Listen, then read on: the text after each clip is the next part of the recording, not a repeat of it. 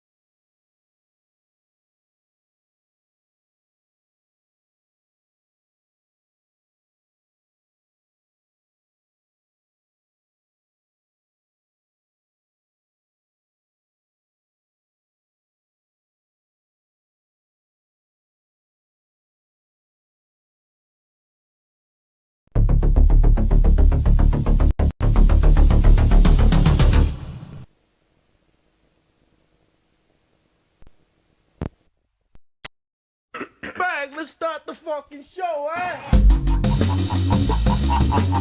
You're going to jail. I will never leave YouTube. I don't give a fuck about the fucking law. I'll beat your ass. Don't come to my channel again. You will be banned. I'll beat your ass. You officially entered the wet panty zone.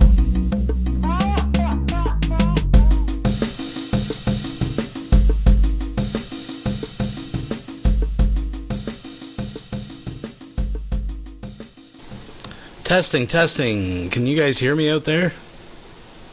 Can everybody hear me? Testing. I see some people saying it's muted.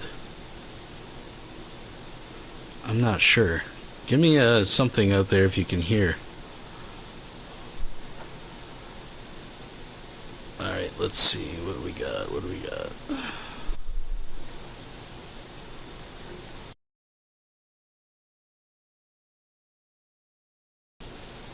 Alright, can you guys hear me? Testing. Can you hear me now? Interesting. I just did an update to OBS, so it might have reverted things back, folks. It potted it down. Speaking of that, I've been actually looking at the connection issues I've been having. And apparently some people with OBS have had similar issues. I'm not sure how they solved it, but they get the same error message that I do. So it might be an OBS issue. So I don't know, I'm hoping these updates might fix it. I can't find anything wrong with the settings in OBS. Let me just see, what's this? What do we got here? Let's do...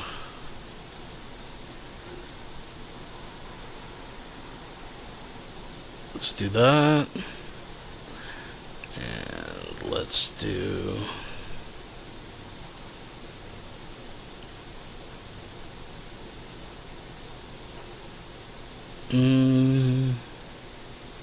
that.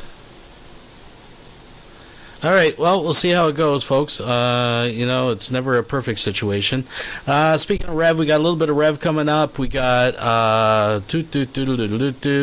not much on the other cows. A little bit to touch on. We got an emo freak out to check out. I think that we'll all enjoy. I think that, we got the Corky tapes, folks. Someone was good enough to pass me along a link to the deleted video of Corky allegedly getting a BJ while shooting a video. We're pushing the limits tonight. We're going to skim through that one. But that should be interesting. It has been a while since we did a Nick Bravo take, so we'll see what's going on in his world. Of course, we got some Von Helton. We got some this and that. We got some other stuff. Oh, folks, let me tell you. Oh, by the way, happy Liberation Day. Yesterday, I guess, to my American friends. A new holiday for you people, marking the collapse of the global economy. We all wait with bated breath to see how this all plays out. Anyways, let me pour a drink. Pour a drink, folks. And have a sip. There we go. Alright, folks. We ain't got time to dilly-dally. For tonight's musical number, I decided to do something a little different. If you're watching the same kind of content that I am, and I'm sure you are, you've seen lots of these floating around. And again, please let me know if there's no audio. It should be working now. I think I've switched everything the way it should be. It's weird when I do something like that. It's like also if I start up OBS without my headphones, it'll all be set right, but you gotta unset it, then reset it. It's folks, it's a whole procedure. But anyways, this is really short. But I know you've seen these floating around, and what the hell, folks, if you don't mind thumbsing it up and all that good stuff, let's get this party started. I just hear shitty music. Alright, well, now it's playing. What's going on? See what's going on, folks.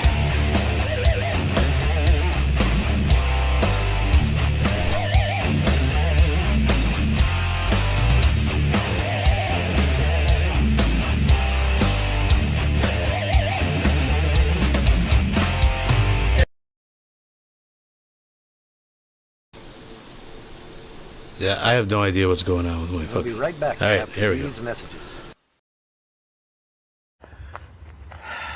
Just documenting the destruction of illegal aliens to American citizens. Look, They cut another tree. But see, he won't cut down the shade for his house. Another tree and another tree. They have cut down 600 years worth of American forestry. 600 years of American forestry these illegal aliens have destroyed. That won't come back. It'll never come back again. At all. Total destruction. Look, next door. Cleared the property line there. They just, and Mexican beside that, I mean, it's never ending. Like the Mexican here, see? He's the reason my backyard's destroyed. Floods my backyard every time it rains. I mean, this is what illegal aliens do. I pray, I hope and pray him and his family get deported, and they have an auction on that house right there. They auction all his properties. I hope they auction every one of the properties off. Donald Trump needs to get his ass together. Stop with this bull crap about, oh, we're just getting rid of the criminals.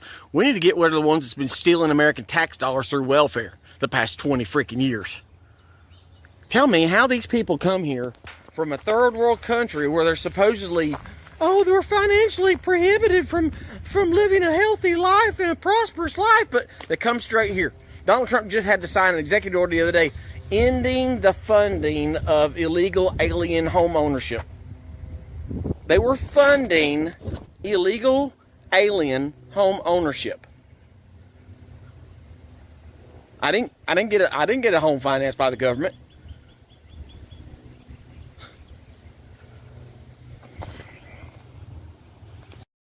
We'll be right back after these messages. America! I don't give a fuck, YouTube. We'll be right back after these messages. Terrible tragedy. Terrorists destroy the Schwann's building in northern Kentucky. Incensed and enraged, model citizen and professional child neglector James Paul Von Helton vows revenge. Why? Why in the fuck did you do this to me for? What evil did I do to you? Alright, I don't know what's going on with the fucking technical difficulties. I'm starting to get error messages already. I'm starting to get pissed off with this problem. And this, I don't know why the fuck.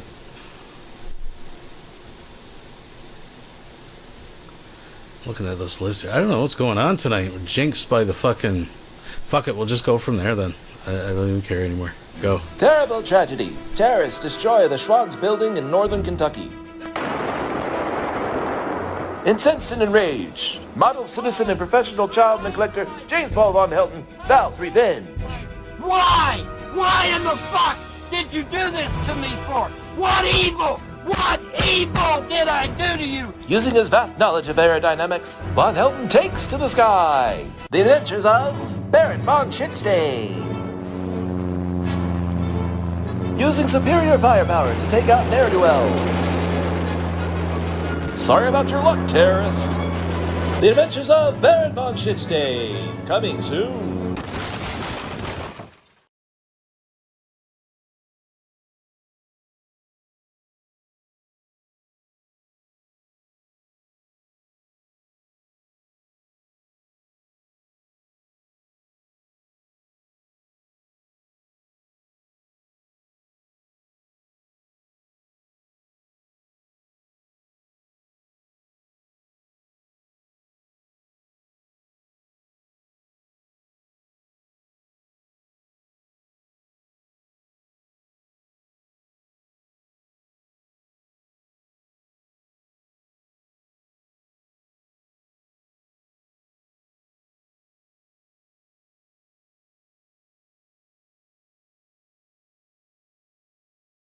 I think Vaughn's gods are after me tonight, folks. I don't know what the fuck. Fuck it. We're going to drink it right from the teat tonight.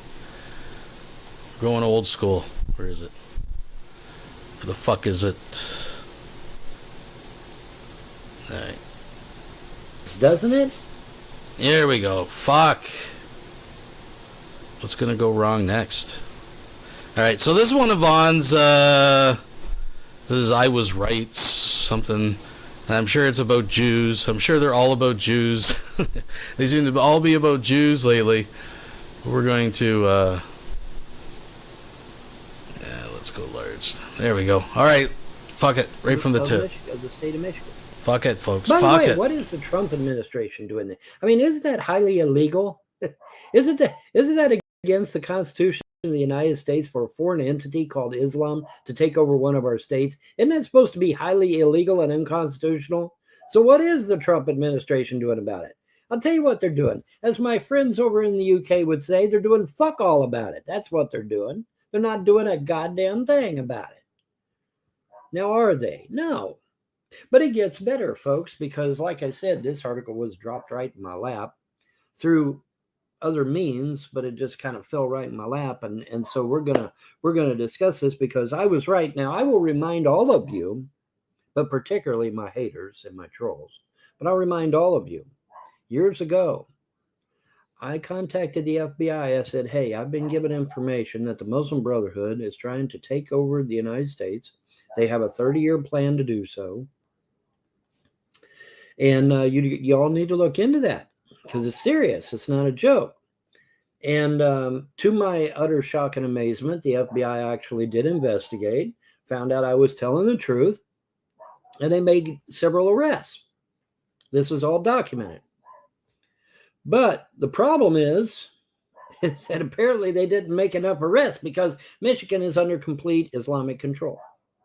So apparently they didn't make enough arrests or something, because we now have a state. Now, supposedly there's some northern states out west that, are being looked at. Idaho, of all places. Why up there where it's cold? You got to wonder about that. But anyways, I'm still reeling over the fact that Jews have landed in Guatemala. Why? What has Guatemala got that they would want? But nevertheless, they're there. It's documented. They're there. Video, audio, documents, everything. They're there. Why? Why are they there? Good question. Lots of questions, very few answers, huh, guys? Yeah. Lots of questions, very few answers. But we're going to get into this hot and heavy because, I was right, man. I mean, I was right.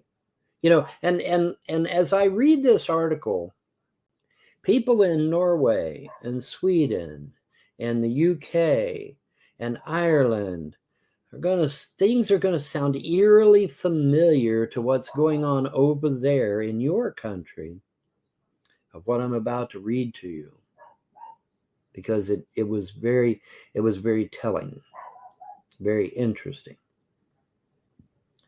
and some things that don't make sense in addition to that. And but I'm going to read it to you because I want you to get this in real time and understand, and I've tried to explain this to people and it goes zoom right over everybody's heads, so I'll explain it again. All right. So-called Palestinians and Jews hate each other, right? Hey, Stu Peters. Hey, Nick Fuentes. Yeah, they all hate each other, right? They're over there killing each other, right? But yet, in the West, whether it be Germany or France or Switzerland, no matter where it is, if there's Muslims and Jews together in that same Western country, they're not killing each other. Why is that? Do they have that much respect for our law? No. It's because they have a common enemy, folks, and that common enemy is you. They hate you. The Muslims and the Jews hate you, and they want to kill you and take your shit. And so they've literally suspended any disagreements they have in order to foment that agenda. In other words, your termination. And it's going along swimmingly because nobody seems to give a shit. Nobody seems to be doing anything about it, do they? No. Every swinging Richard in our media and in our government and in our businesses are all Jews. How is that? How is it that less than 1%? I get with these websites saying 5%. No, it's 1%. 1% of our population are Jewish. Just 1%. But yet they control all of our businesses. They control half of our government, at least half. And then half of that, again, is actual Israeli citizens. And then you got all the music industry. You know, how does that work? How does that everybody? I mean, I'm in Kentucky, folks, the land of hillbillies and rednecks, but yet we've got Jews in our government here. How the hell did that happen? How did a Jew end up in charge of Mexico, for fuck's sake? Isn't Mexico supposed to be a Catholic nation? How the hell did they get a Jewish president? Female at that. How'd that work?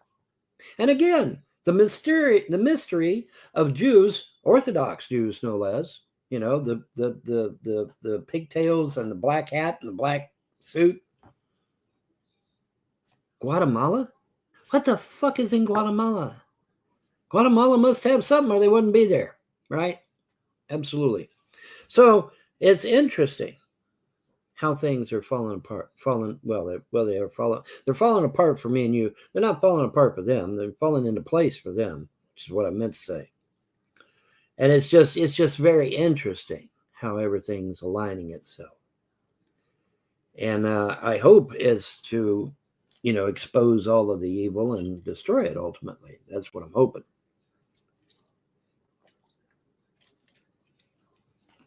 But it's just really, really interesting how everything is just falling right into place, isn't it? Seems like it, don't it? And so we're going to read this. And some of your jaws are going to hit the ground. And like I said, if you're living in Europe right now and you're watching this, some of the things I'm about to say is going to sound eerily similar to what you're experiencing in your country over there in Europe. So be prepared. Everybody be prepared. Get your big boy pants on. Get your flame retardant jammies on, because we're gonna dive into this thing. That's why we're starting early, because this may last a while, folks. I hope you got something to munch on and something to drink, because we can be here a little while. So, without further ado, let's get into it. And where's my thing? There's my thing right here.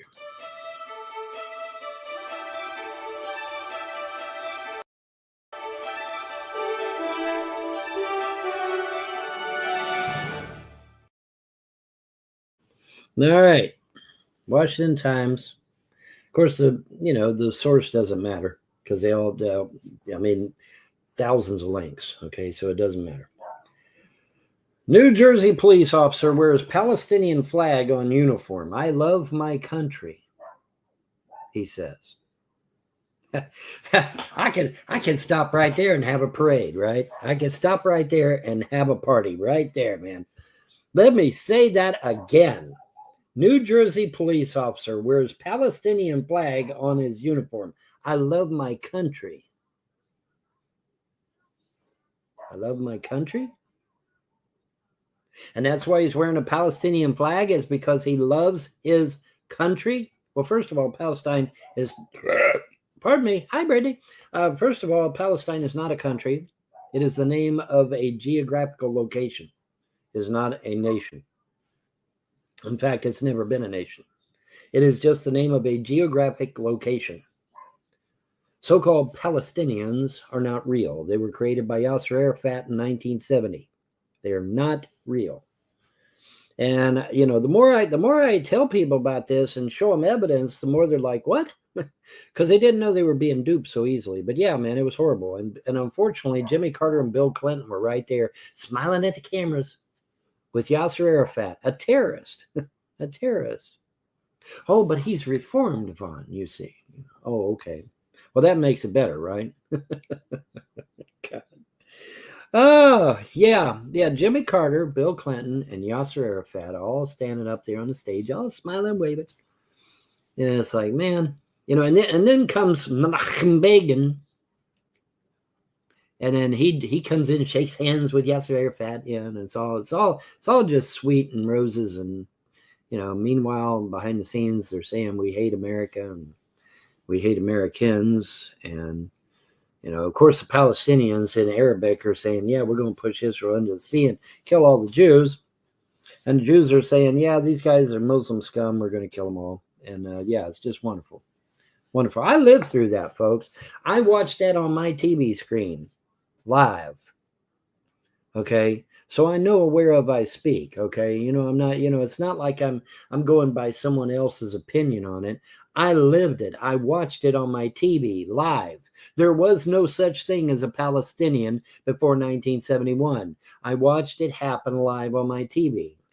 Yasser Arafat literally created the Palestinians.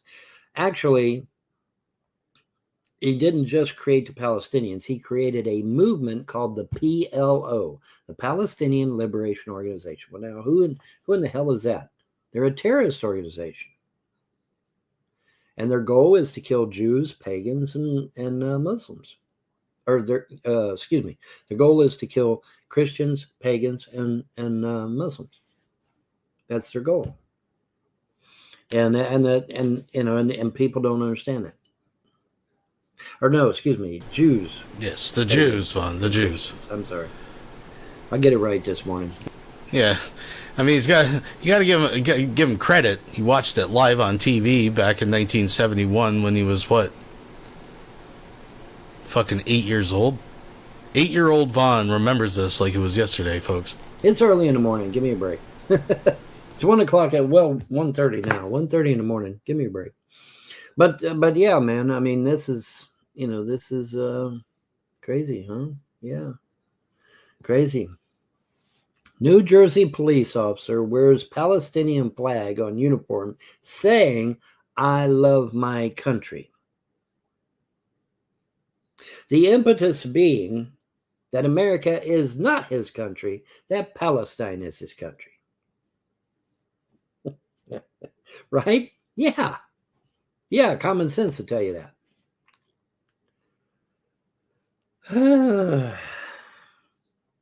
Now, the problem is this ain't Michigan. This is New Jersey.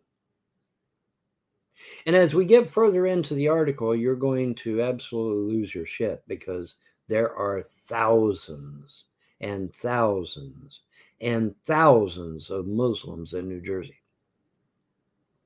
So much so, well, I ain't going to spoil it.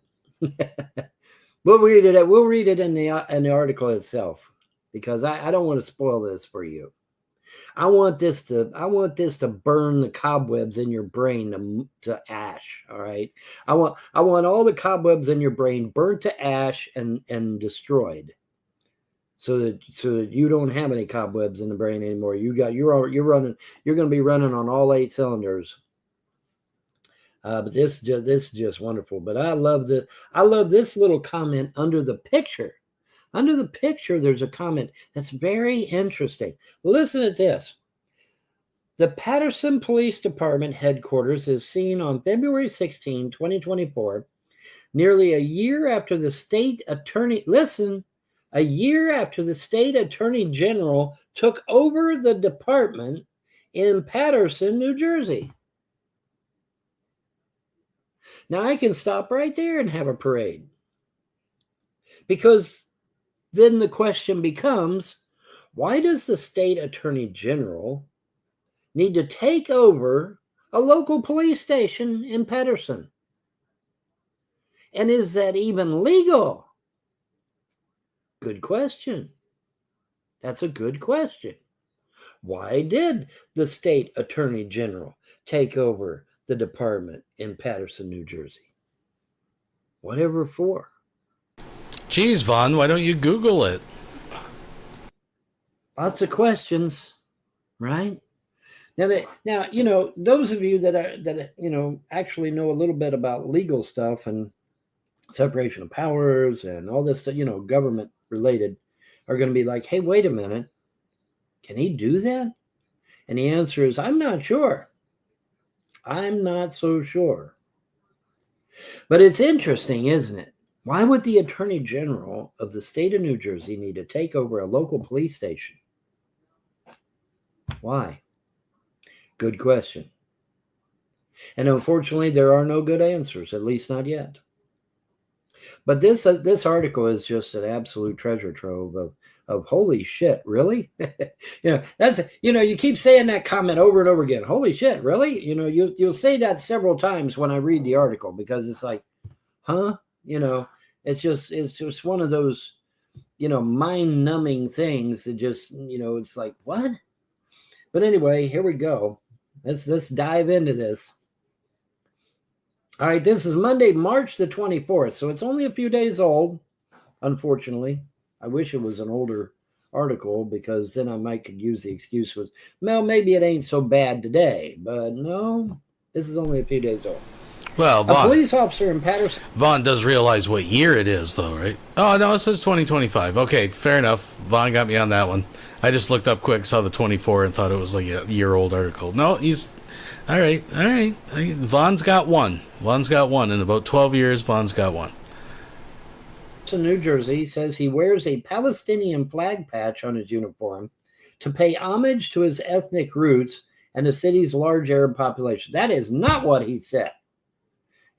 Scroll back up. I love my country, is what he said. But see how they spin it once you get into the article? Oh, well, he's not really a non-American. He just, see how they're softening the blow, as it were. They're softening the blow, as it were. In a posted video, Officer Adib Akinez speaks to an interviewer in Arabic and says, of course we represent our origins, as he gestures to the Palestinian patch just below the large police insignia on his ballistic vest.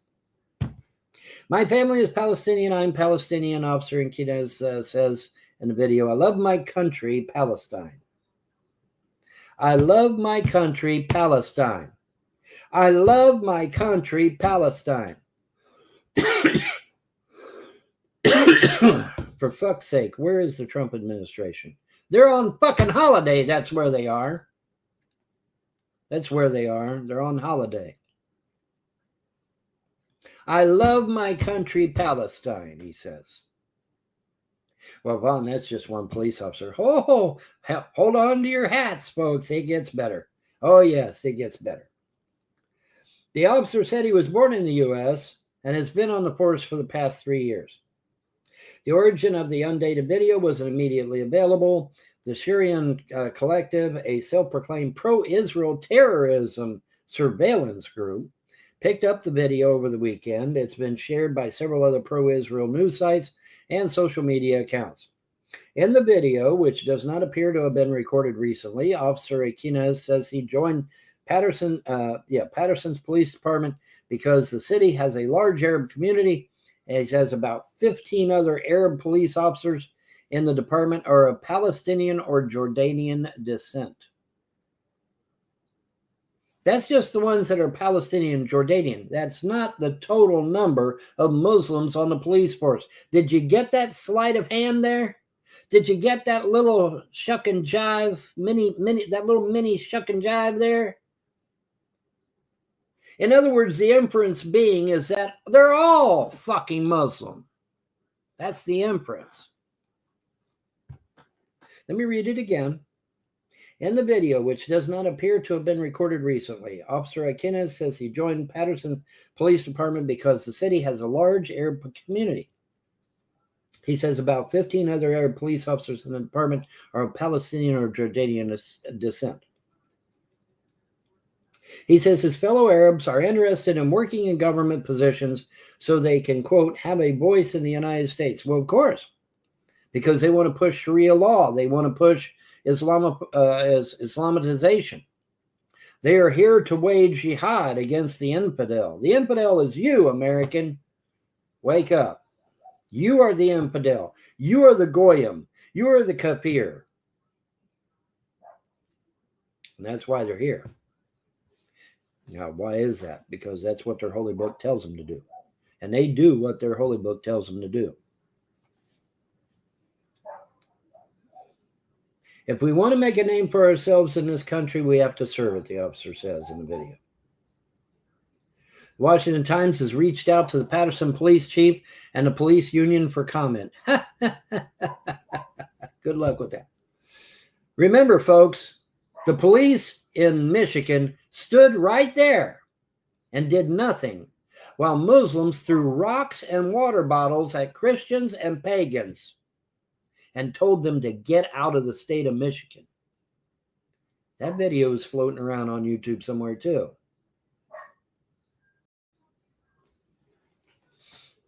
Patterson Mayor Andre Sayegh, S-A-Y-E-G-H, a Democrat, told the Washington Times in a statement, the department policy allows for officers to wear flags on their uniforms for special events with the approval from the police chief's office. He cited an example saying some of Patterson's Dominican police officers wear the Dominican flag during the city's Dominican Day Parade.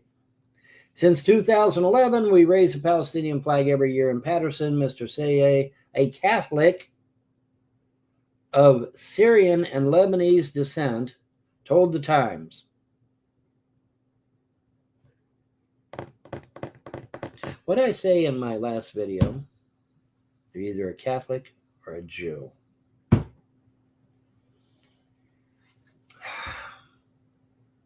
How do you explain that, Stu Peters? That everyone in our government, even local governments, like Patterson, New Jersey, a little tiny hole in the wall, out of nowhere, Patterson, New Jersey, has got Catholics and Jews in charge. How can that be? How can that be, Stu Peters? How can that be, Nick Fuentes? Don't ever mention about Catholics being so mistreated ever again. They're literally everywhere, and they're all in control. It's either a Catholic or a Jew, and a few Muslims now.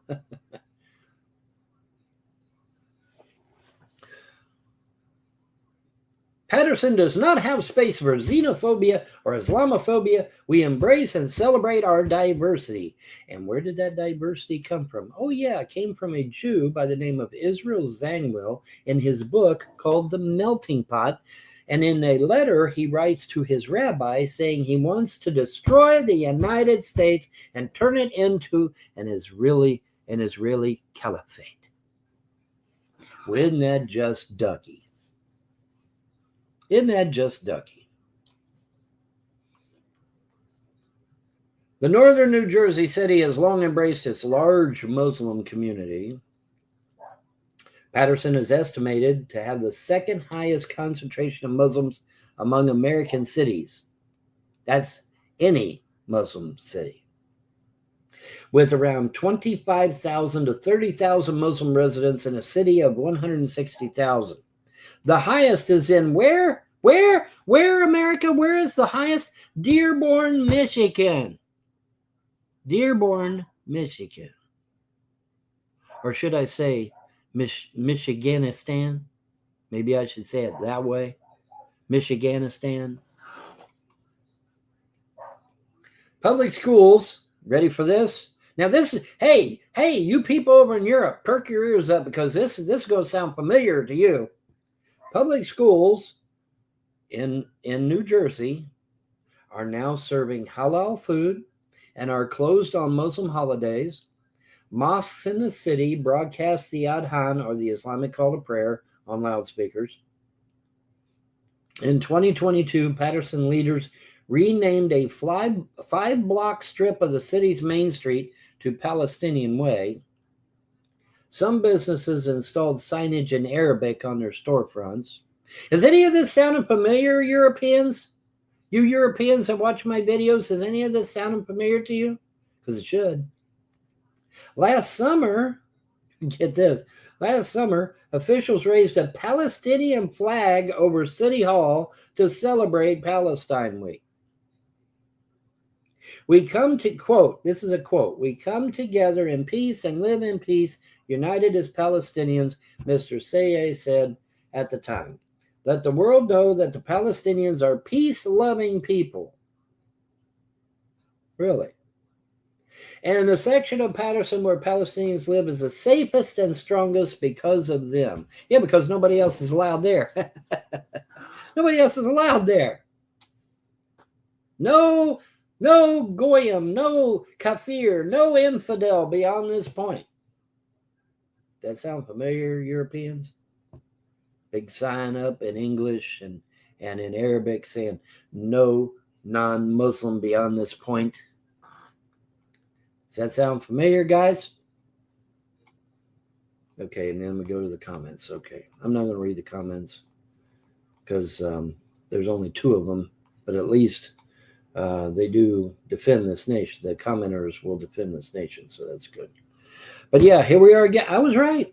I was right again. I told you that Islam was taking us over state by state. Well, here's New Jersey. And again, very puzzling. The state attorney general took over the police department in Paterson, New Jersey, a little podunk town. Why? What's up with that? What is up with that, folks? It's like that Led Zeppelin song, and it makes me wonder.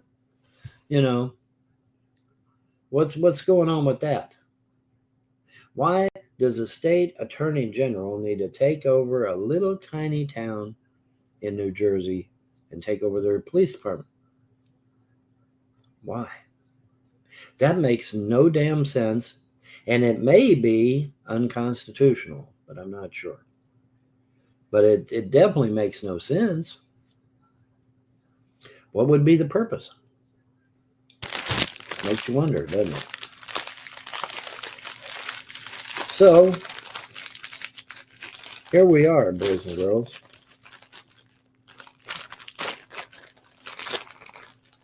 I'm proud of my country. While pointing to a Palestinian flag. And he has to know that Palestine isn't even a country, that it's just the name of a geographic location. But see, he's hoping you don't know that. He's hoping you don't know that Palestine is not a country. He's hoping you don't know that Palestinians were created in 1971 by Yasser Arafat. He's hoping that you don't understand that the so-called Palestinians are a terrorist organization called the PLO. That same PLO that slaughtered millions of Christians in Lebanon. He's hoping you don't know any of that.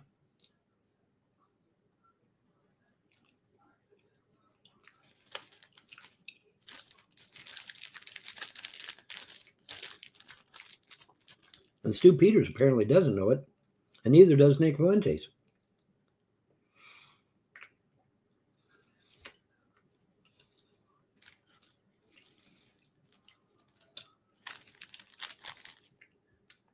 Or maybe it's because the Christians they killed weren't Catholic. Could that be it, maybe? Just throwing it out there. Just throwing it out there. No harm, no foul.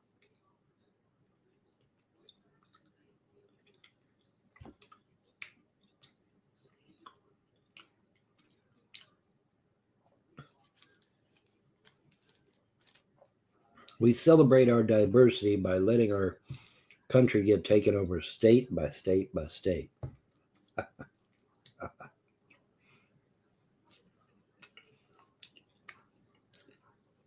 And if you don't let them take over your state, well, you're an Islamophobe, or you're racist, or you're bigoted, or you're xenophobic. Right? Uh-huh.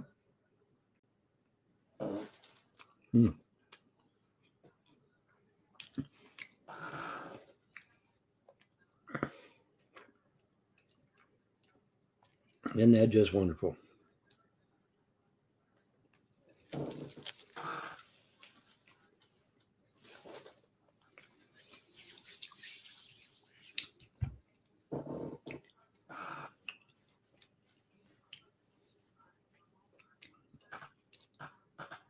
So where is the Trump administration on this?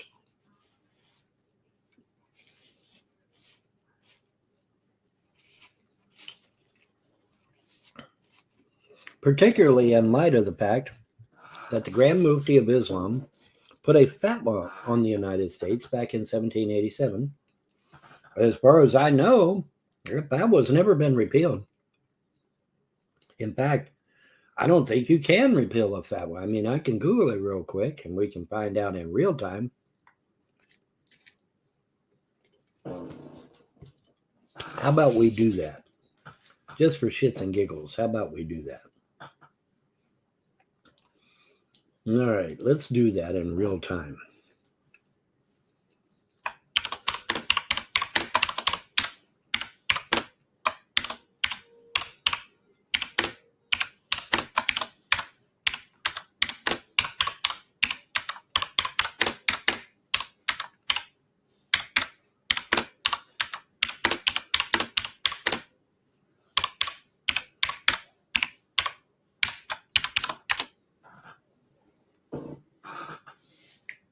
Cannot be. Let's zoom this up. Let's zoom this in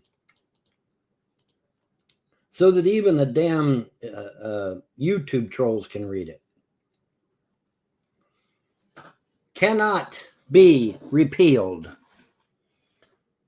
Cannot be repealed. In Islam, a fatwa issued by the Grand Mufti cannot be repealed. Hi, Brittany. Excusez-moi, monsieur. Once a fatwa is issued, it is considered a binding legal opinion that clarifies a ruling on a specific issue. The Mufti has a significant responsibility to issue fatwas, and they must consider the consequences of their rulings before doing so. Therefore, a fatwa is not enforceable, meaning the Mufti cannot compel the Mustafi questioner to blah, blah, blah, blah, blah. But yeah, like the Muslims are going to ignore the Grand Mufti when he issues something. Yeah, right.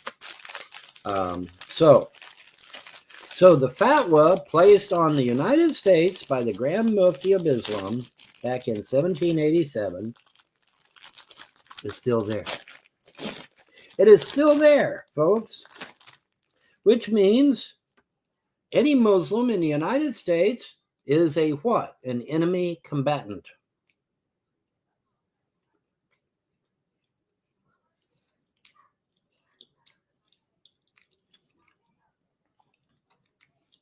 And it does not matter how long they've been in the country or even if they were born here, because their religion supersedes any of that.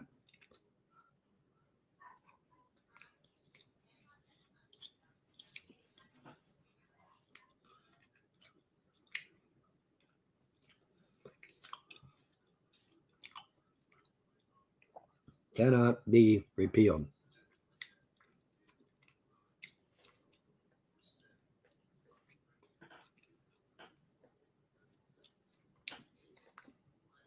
Wasn't that just ducky?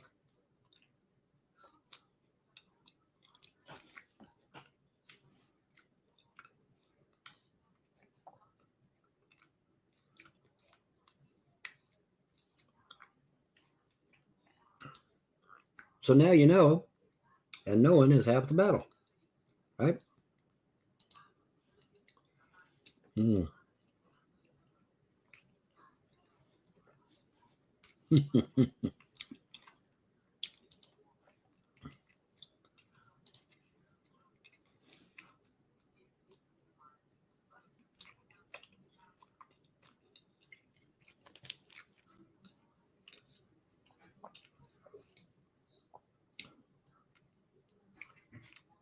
And my dog's wanting in.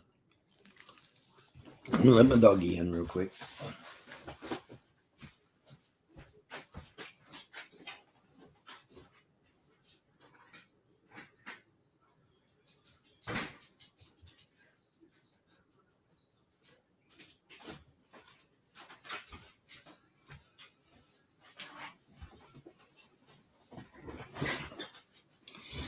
Let me tell the story again, because we do get new people from time to time. And some people may not have heard the story. So I'm going to tell the story again.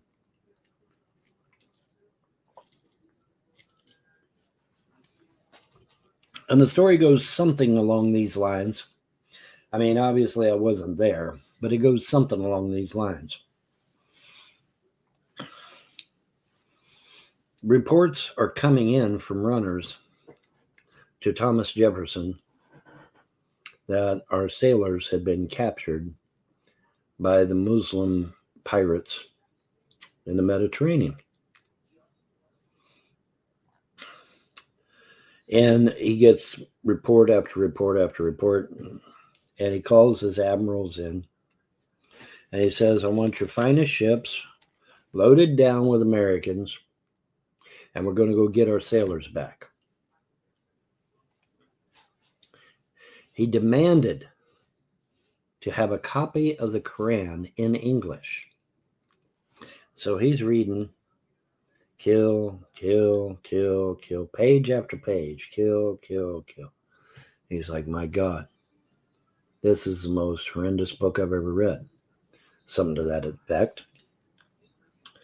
And then that's when he calls the admirals in and he says, I want your fastest ships loaded down with Americans. We're going to go get our sailors back. And to this day, the Marines sing that song from the halls of Montezuma to the shores of where?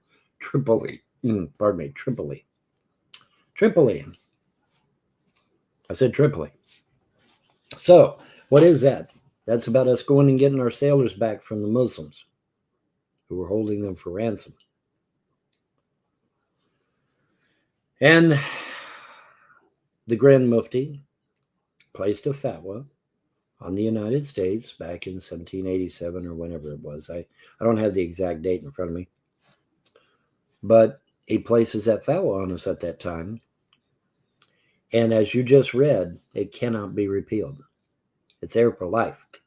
Until all the Muslims are dead or until the United States is destroyed. Which do you want, America? Because those are the only two choices you get. Because they will just keep coming and keep coming and keep coming and keep coming. See, when the Grand Mufti gives a fatwa, it's for every Muslim. Not just the Muslim Brotherhood, not just ISIS, not just Islamic Jihad, not just, the Mujahideen or the Taliban.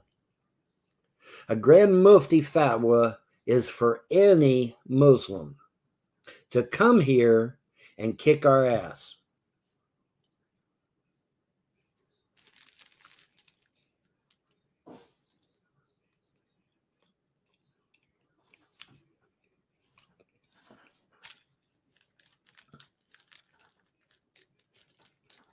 Bon, how's come nobody told us about this?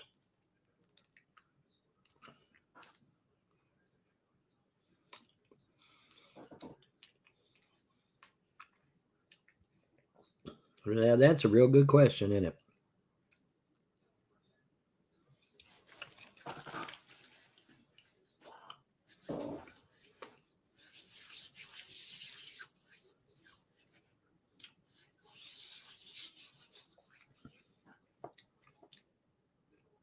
They just kind of swept that under the rug, didn't they? Yeah, they did, didn't they? That's something.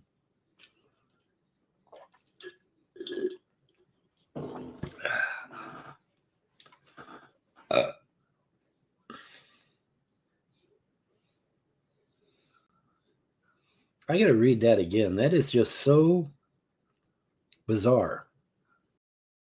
Judge for in 12 hours ago. I don't remember hearing anything about it. Did you?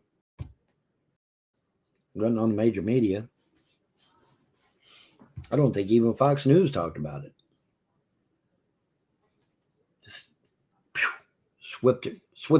just quietly whipped it right in there.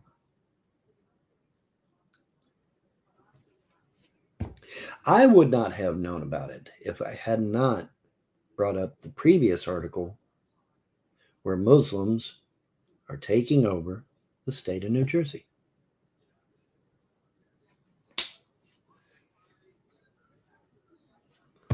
What are we going to do, folks? Islam is taking us over state by state by state, and nobody's doing shit about it. I mean, Trump just put a Muslim in charge of the state of New Jersey. The Attorney General pretty much runs the state of New Jersey. They're in complete control of the state of New Jersey. I guess Trump is okay with Islam taking over the United States. I mean, he's a Kabbalist Jew. You would think he would, the last person he would put in there would be a Muslim, right? Wrong. Because here in the West, Jews and Muslims are not killing each other, are they? No, they're not. Not interesting. But Vaughn, doesn't the Quran say there's a Jew behind this rock? Come and kill him? Or behind this tree or whatever it was? I think it was rock, but it might be tree. I don't know. Anyway, there's a Jew behind this whatever. Come and kill him. That's in the Quran. That's in the Quran. But hey, whatever, man, you know. It's just, now you see why I started early on this, right? You know, because this is just the gift that keeps on fucking giving, isn't it? Because the only people that you will find that's in control of anything in this country, they're either a Catholic, a Jew, or a Muslim. Why is that? Not one Protestant. I couldn't find one Protestant, and I sure as hell ain't gonna find no pagans, because we're not even allowed in office, I guess. Or many pagans just don't want to run for office. I tried to run for office several times. Got shot down in flames every time. So it's, after a while you're just like, well, fuck it. And plus you got to have shit tons of money now anyway. So it's like, yeah, you spend $1 million, and then the Jewish lobby or the Catholic lobby comes along and says, oh, you're not a Catholic or a Jew. Okay, well, we'll spend millions, maybe even billions of dollars on a person to run against you for that office. And then you lose anyway. So you not only lose your race, your gubernatorial race or whatever it is, but then you're out $1 million on top of it. So, it's why? You wonder why 209 million people here in the United States did not vote. That's why. Because it's nothing but a fucking money racket controlled by either the Catholics or the Jews, and now the Muslims, for some reason. None of which founded this nation, by the way. This nation was founded by pagans and Protestants. People that were being persecuted by the Church of England and the Church of Rome. Were Catholics persecuted by the Church of Rome? No. Were Jews persecuted by the Church of England and the Church of Rome? No. Muslims weren't even being persecuted. I mean, the Pope did what? 13 battles. 13 crusades. Crusades were a joke. The Muslims did hundreds of battles, and the Pope could only muster 13 battles. Really, that's it. Hundreds and hundreds and hundreds of battles. Islam swept right up into Spain, got about a third way into Spain, and stopped, drop, and build a mosque because they got beat back. The Spaniards finally got their act together and beat them back.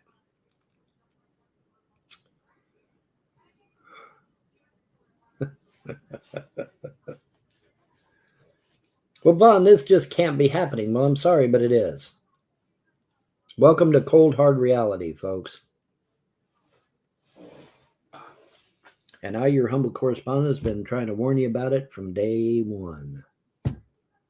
Oh, Vaughn's exaggerating. Vaughn is crazy. Vaughn don't know what he's talking about. Meanwhile, New Jersey has now got a Muslim attorney general.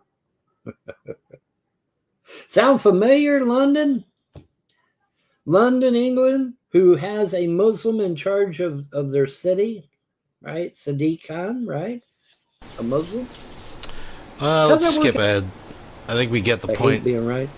Oh, I hate being right. In fact, more and more I'm beginning to hate being right, because I even got a chance to talk about him on this video.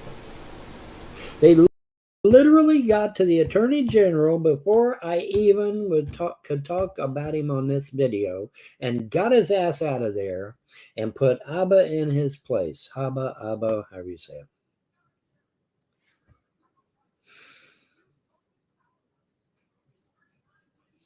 Well, Vaughn, that's just a coincidence. Are you sure? Are you sure? Because I'm not. I'm not so sure. But I'll tell you what I am sure about, and that is I need something else to drink, so I'll be right back. I think we're going to move on. I think he's just going to keep repeating himself on this, unfortunately. But we do have more to check out from Vaughn's Odyssey. Let's go over to the Von Helton News Network. And yeah, he's got a couple more he's done. I mean, I'm sure it's just a lot of the same crap. We'll skim through that. Let's change it up, though, folks. Let's get back to this. And We'll be right back after these messages. yeah. And now, Deep Thoughts by Justin, Emo Howling Wolf. Hello, everyone. Emo Howling Wolf here. My ad revenue is down 47%, assholes! You're watching it in a drama dome, and you're not watching it on my fucking channel, you idiot! You're fucking me! You're fucking me! You're fucking me!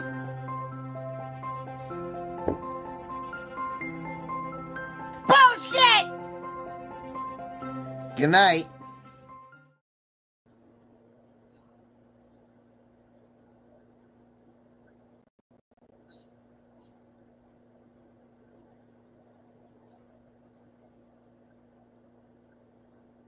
Testing 1 2 1 2 1 2 1 2 1 2 1 2.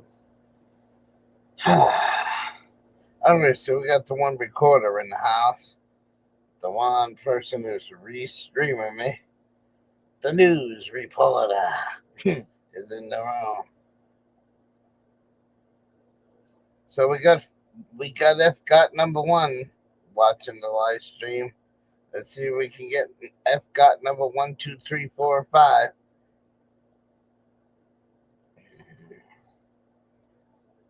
Oh, we got FGOT 2 just entered the room. FGOT 2 entered the room.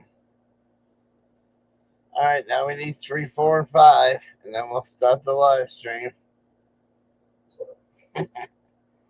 Or we'll wait 2 minutes and get into it, whichever comes first.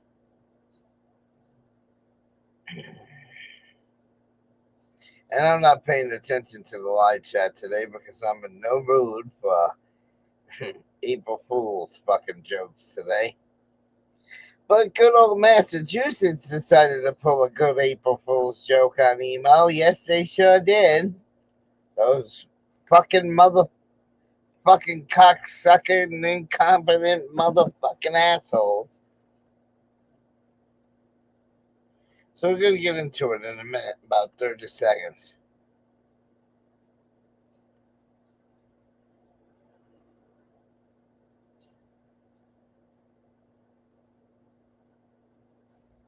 Camera in a minute when we get into it.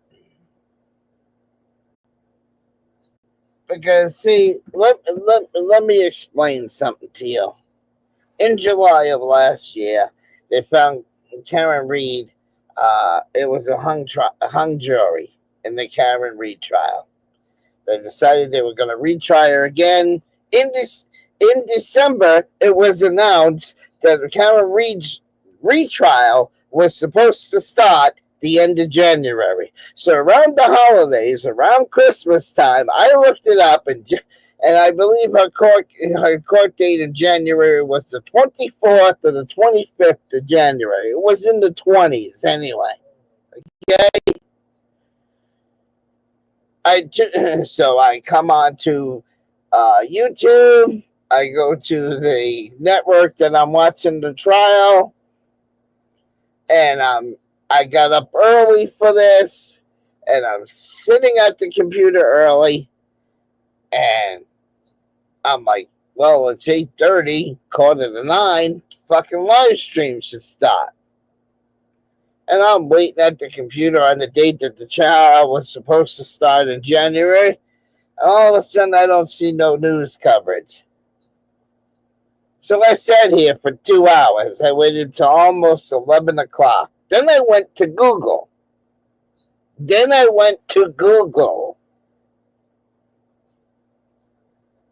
The last week of January. And it told me the Karen Reed trial was starting on April 1st, 2025. Which brings us to today. Which is why I made a video last night saying that the Karen Reed trial was supposed to start today. That's why I made the video last night saying that the Karen Reed trial was supposed to start today. Because that's the date that the fucking NBC 10 in Boston gave me the last week of January. Then it went. Then the whole month of February, they were bitching about what witnesses they want to bring in. Motion hearing after motion hearing, hearing after hearing, hearing after hearing. And I'm thinking, okay, hopefully they get all this stuff. And in the middle of February, I heard the judge say, yep, we're still on track for April 1st. We're still on track for April 1st. Well, NBC Boston told me that the trial was supposed to start on April 1st, 2025. Well, guess what? Jury selection starts today. These motherfucking cocksuckers don't even have a jury ready yet. So again, I got out of bed. I got up at 4 a.m. this morning to get up for the Karen Reed shit. And guess what? There's no Karen Reed shit today because they haven't even got a fucking jury yet. They don't even have the motherfucking jury yet. How many times are you going to keep moving the goalposts, Massachusetts? How many fucking times are you going to keep changing the date of the start of the Karen Reed trial? I figured, okay, they'll start by the 1st. By my birthday on the 19th, the Karen Reed trial should be over. No! We ain't even got a fucking jury yet, Peebo. So again, I woke up for nothing. I got an April Fool's joke on behalf of the fucking imbeciles in Massachusetts. Thank you, Massachusetts, for waking me up early again for nothing.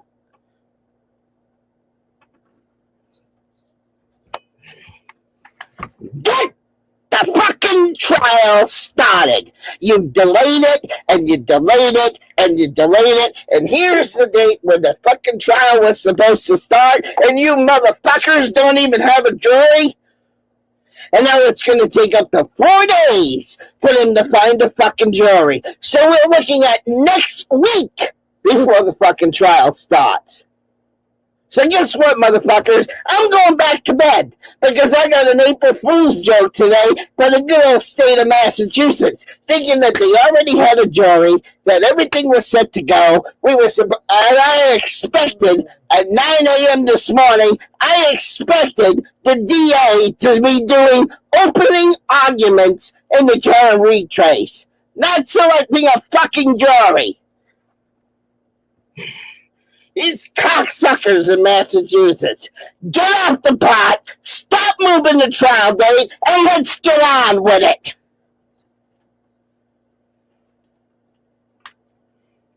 So again, I got up at 4 o'clock this morning for nothing. You think I'm impressed with the state of Massachusetts right now? You think I'm fucking impressed? I'm not. The trial, you told me in January the trial was supposed to start today. Then, motherfuckers, why ain't you doing opening statements today? Because you haven't even got a fucking jury yet? Really, assholes? You haven't even got a fucking jury yet? That was already supposed to be done? Oh, because you guys are fucking so behind because of all these fucking motion hearings.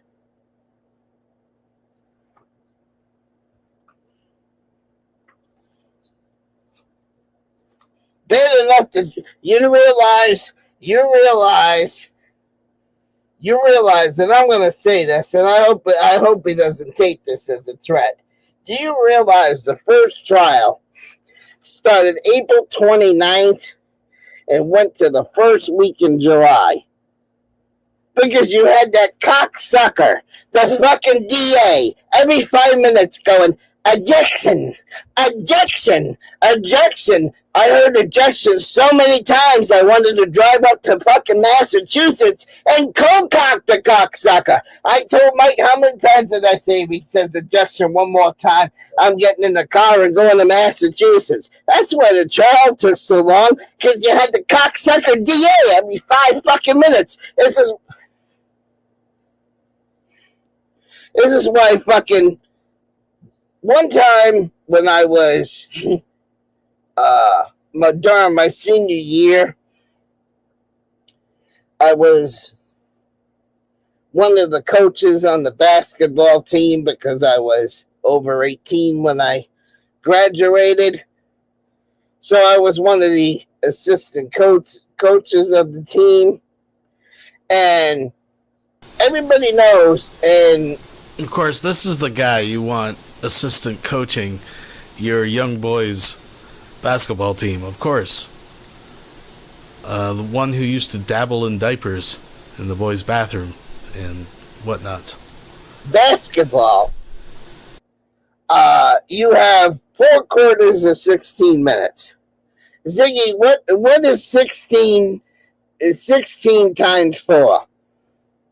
16 times 4 is 64.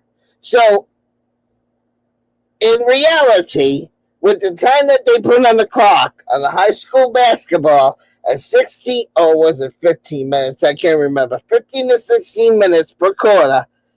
Do you know that one time we went to a basketball game and the fucking basketball game went almost 5 fucking hours because we had a fucking referee that was like the fucking DA in fucking Massachusetts. Every 2 seconds, went the whistle. Went the whistle. So to go through an hour on the clock took 5 fucking hours to play a fucking basketball game. Because the fucking, this is why I hate professional sports. Do you realize the Super Bowl should only take an hour and a half to play? But no, the Super Bowl takes about 4 hours to watch because you got these fucking referees blowing their whistle. Oh, hold in, this one did that one, this one did that one, this one did that one.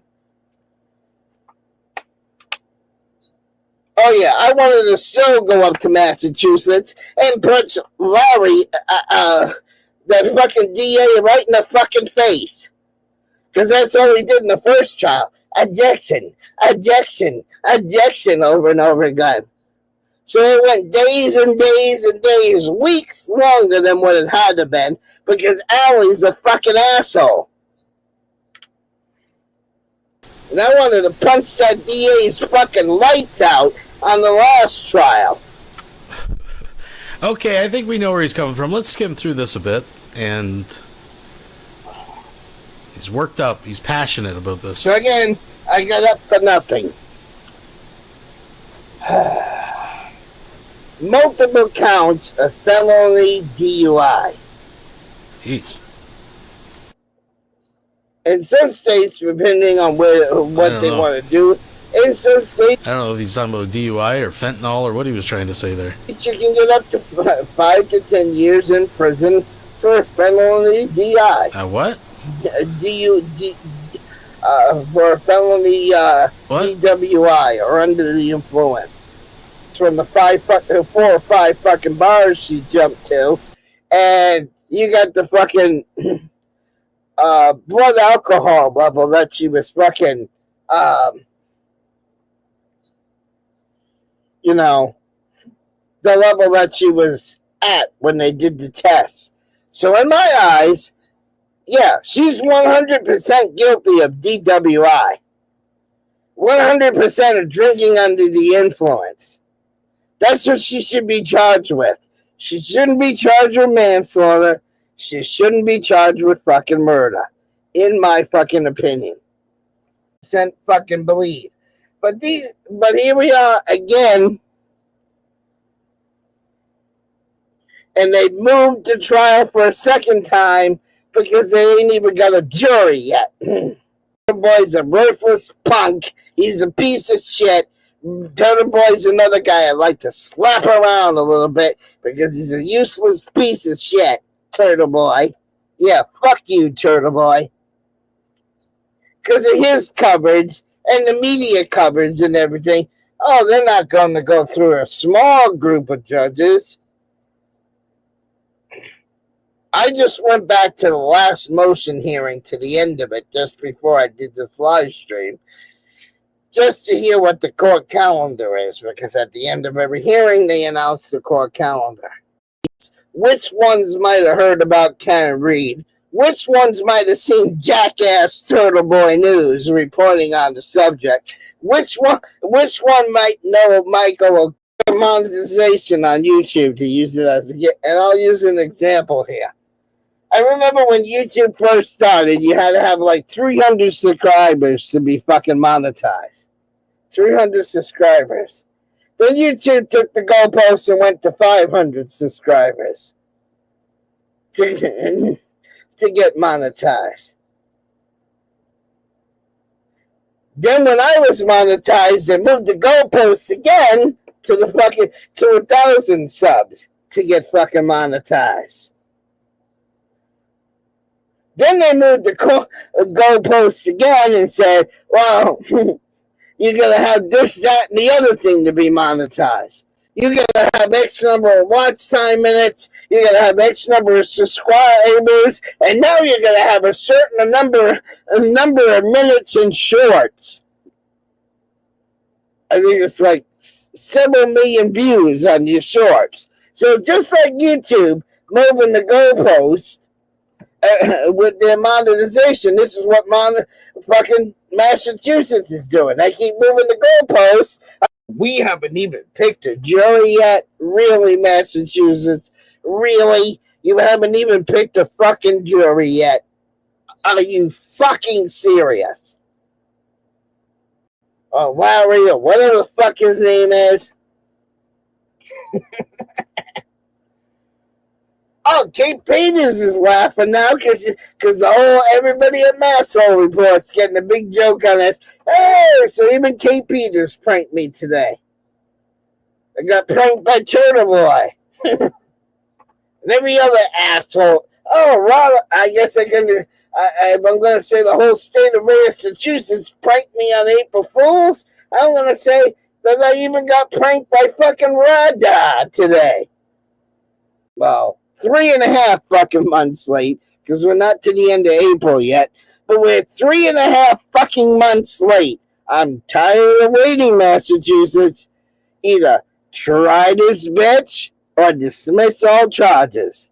Either shit or get off the fucking pot, because I'm tired of fucking waiting. And looking stupid on my YouTube channel because I came on here last night and I told everybody that the fucking trial was starting today, which makes me look like an asshole. Get on with it, cocksuckers. Get on with it.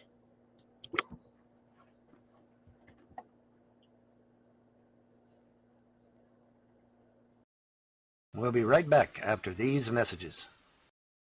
Good boy! I'm a good boy! I like Jesus!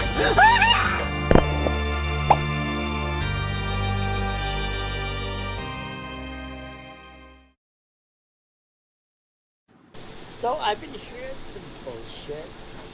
So viewer discretion is advised. Now, to be fair, we don't know exactly what's going on, but we're going to skim through this video. This was a video that Nick had put out, and Sabella is somewhat featured in the video as well. And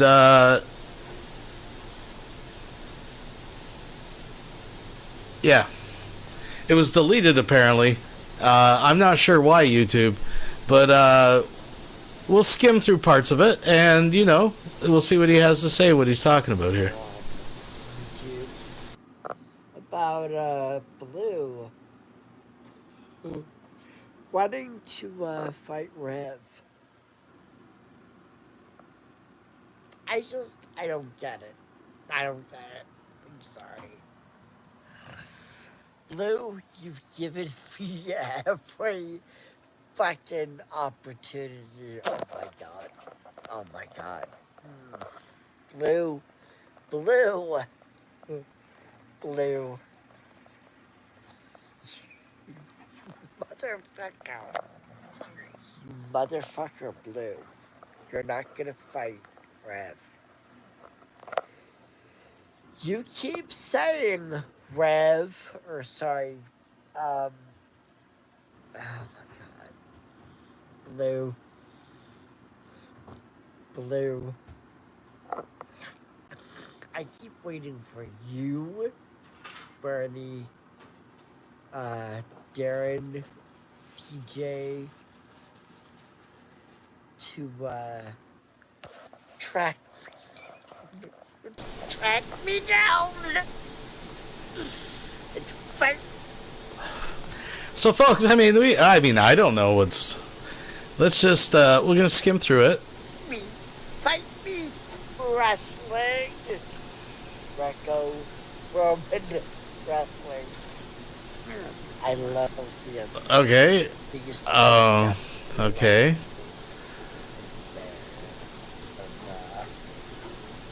You know, whether it's a bear, small, powerful, sexual. Okay, well, folks, we don't know. We don't know. There's nothing. I don't see what's wrong with this video. There's nothing on the video. Let's just leave it there. Let's leave it there, folks. We'll be right back after these messages. Oh, folks, we got a tobacco situation, the finest quality in all of eastern Pennsylvania. Sprinkle that tobacco, click it up, and then you've got yourself a Red Rollies. It's a Red Rollie right there. It's a perfect cigarette. Let's check out some individual reviews. Don't forget to drink plenty of water. Get behind me, Satan. Red Rollies. No!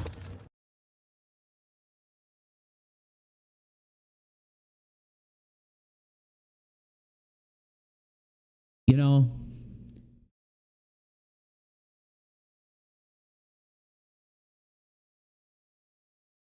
I'm trying to find the right words of what to say, but I have to make a video on this to say something about it.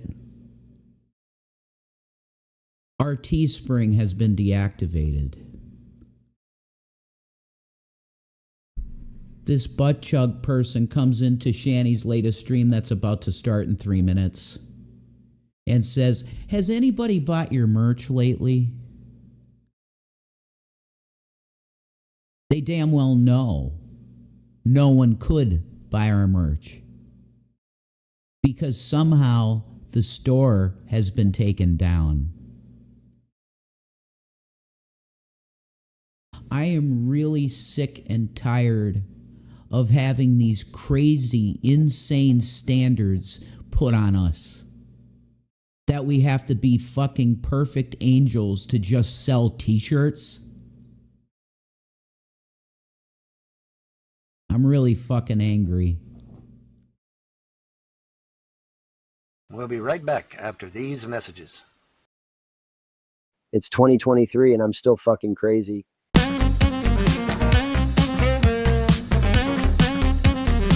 Anybody want to see my new Fallout mods? This just happened. Elon Musk has bought Google and he has bought Mercedes-Benz. And this is recent. This just happened. Now this comes from his own YouTube channel. Does that mean if he just bought Google, it's just a search engine? So they'll does No, YouTube come with it? Does Alphabet come with it? No, he bought Google, which means he bought everything that comes with Google, including YouTube. Okay. All right, but this is from his YouTube channel, Elon Musk Zone, which is run by Elon Musk. It is not run by a third party. Google that shit.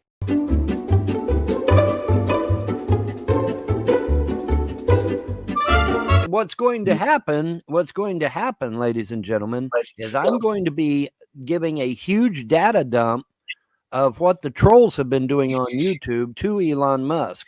And Elon Musk is going to be enraged because Elon Musk will not put up with the bullshit that these trolls have done. These trolls have destroyed people's entire fucking life. When just me telling Elon Musk that my wife was driven insane, got my kids taken by CPS, killed my mother. The trolls have done. That's the end of the trolls. Like Elon Musk is not going to allow people to go on his services and destroy people's lives. And you and Mr. Musk are pretty tight, pretty close. So we're pretty close. Yeah, we're pretty close. Apparently, well, like I said, he listens to you. He sent me a link to a website that proved that I was right and that the elites were wrong and that we are not overpopulated on this earth, not even close.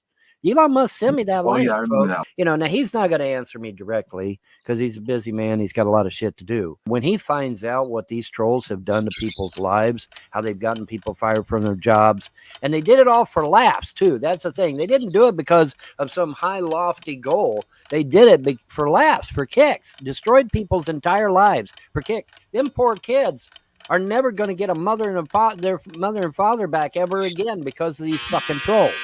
I just read his comments about Twitter where he was saying how horrible Twitter was and how it needed cleaning out. Brother, I tell you, wait till you get a hold of YouTube. You know, in the words of Sir Alec Guinness, it is a hive of scum and villainy. Elon Musk is going to get a data dump for me. I guarantee he will. He's going to get every fucking vile, nasty comment you've sent to me, you sent to my wife, you sent to other people. He's going to get every comment you made. He's going to get every video, a link to every video, evil, hateful video you made of us. Every move you make. Yes, every move you make. You take. I'll be watching you. You dick. Fail. All right, folks. So let's go over to Odyssey. That's a classic from Fat Photog, of course. Now, I haven't watched any of these. You know what? Let's start with the newest first. It's 40 minutes. We'll work our way back. If you guys happen to know of anything interesting in any of this, the Gaza thing. That's more Jew talk. Well, let's start with today's. Let's see what went on. And oh, geez, picture of Putin. I'm sure it's interesting. If it sucks, we'll check out another one. Oh. It's hard to tell, folks. He's wearing the same shirt, of course, and most of them, so. Good morning. There It we go. is Morning Coffee 371. And we are back again. Yet again. On the same topic, no less. Because I had this dropped in my lap that President Putin has put out an official statement along with his cabinet. It's a video of him and his cabinet where he states categorically that all the problems in the Middle East are America's fault. Well, we're going to discuss that because that's not true. I mean, you know, I'm sure there are a lot of people that would love to blame all of the problems in the Middle East on the United States. The problem is that is not true. Now, you know, one's going to argue, well, he did mention Gaza specifically. Well, we're going to get to that too. But in order to understand Gaza, we have to back the train up and we have to, you know, back the bus up, whatever. Depends on who you talk to. But we have to back up and look at how we got here, you know, because how you get to Gaza is a direct result of what has happened before, right? You know, it's easy to sit here on the internet and say, yeah, man, that evil America, you know, they caused Gaza. And it's all America's fault. But that's not the case. And that's very, very disingenuous. And, you know, I'm very disappointed in my former enemy. Because remember, me and Vladimir Putin both served in the Cold War at the same time. There is a rumor going around that me and Putin may have actually met face to face. I don't know if that rumor is true. I can neither confirm or deny.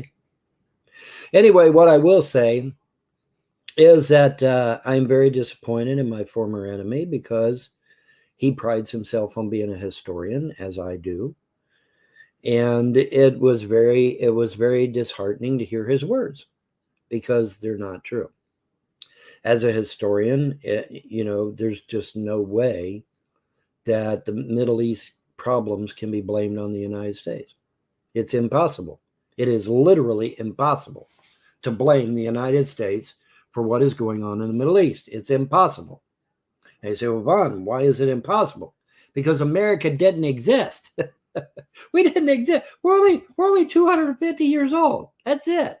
America is only 250. America did not exist. I assure you, I promise, America did not exist back in 560 AD. I'm pretty damn sure of that shit. Okay. So to say that America is responsible for all the headaches in the Middle East, particularly Gaza, but you know, all the middle, you know, because you gotta back the train up. You gotta go, you know, you gotta find out how we got to this place. And I just did a video on Gaza just yesterday. So now I've got to revisit this all again, kind of, sort of. I'm not gonna rehash some of it, but I mean, you know, no, I mean, to sit there and for Putin to get on there and let me look at my thumbnail again. I want to show you my thumbnail again. You know, you can see he's sitting there with his entire fucking cabinet saying that everything going on in the Middle East is America's fault. It's all our fault, guys. I can't believe he said those words out of his mouth. I cannot believe he said those words out of his mouth. It absolutely floored me. And I have to respond. I have to do a video on that. I was actually going to give my friend a break because my friend on True Social is way behind on my videos. And a friend of mine on Skype is behind on my videos. So I was going to actually give them a break and not do a video for a while so they get caught up. But I have to respond to this. For President Putin to say that is very disappointing. I'm very disappointed in you, President Putin. Very disappointed in you. Because you should not have said those words.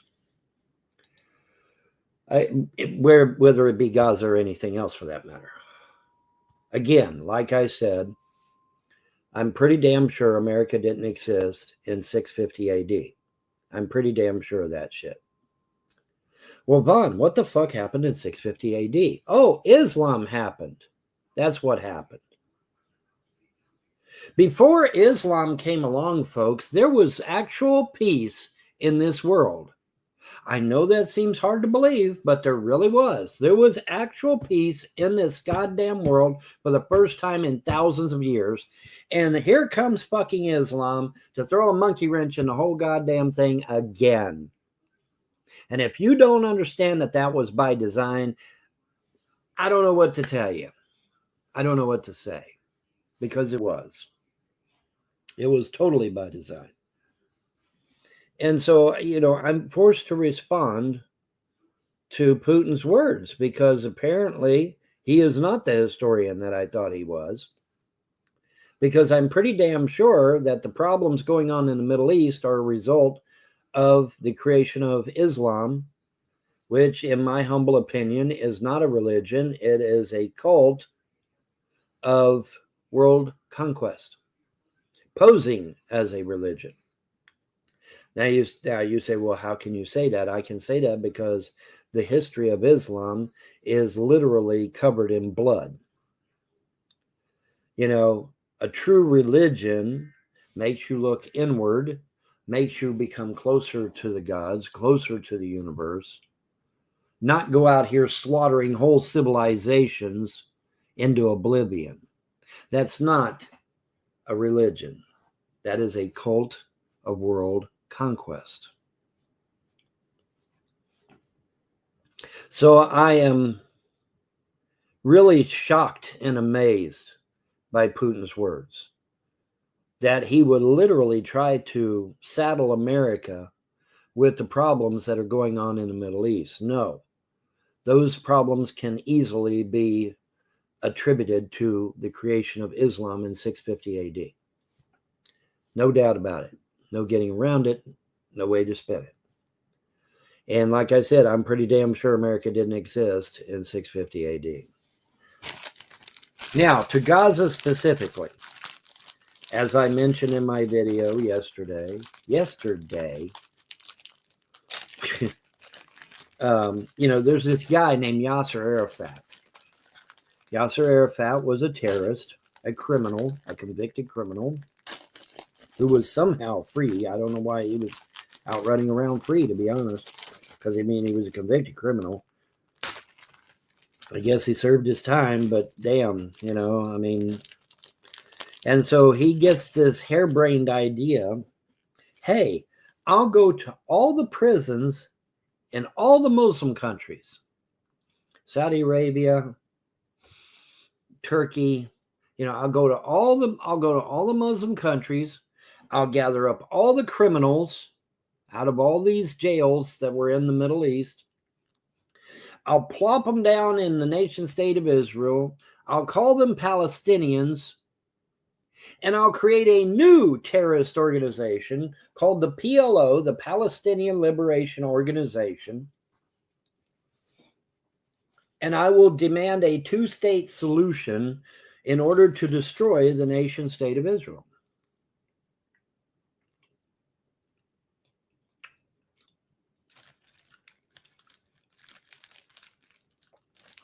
And as I told you yesterday in my video, I lived that shit. It was on my TV damn near every day back in the 70s. Yasser Arafat's ugly fucking face is burned into my retinas for the rest of my natural life, sadly. So, I'm very, very, very disappointed in my friend Vladimir Putin, because he should know better than to make stupid claims like that. He's a historian, supposed to be, like myself. So he should know better. Now, admittedly, Bill Clinton and Jimmy Carter should have had nothing to do with a former criminal and terrorist by the name of Yasser Arafat, but they did. Because they bought into the lie that, they wanted to have a two-state solution, which they did not.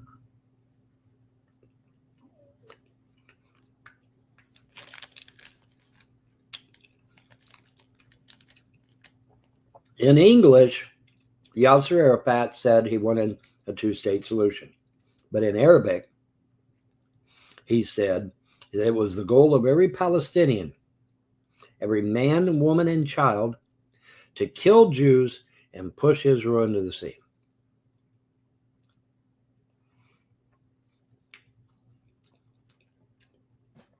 That's the truth.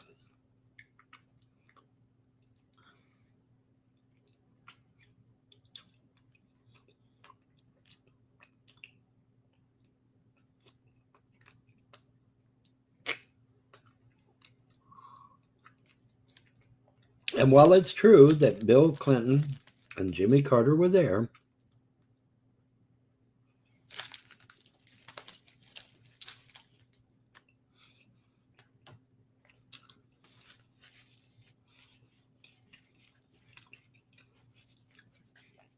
none of this shit with Gaza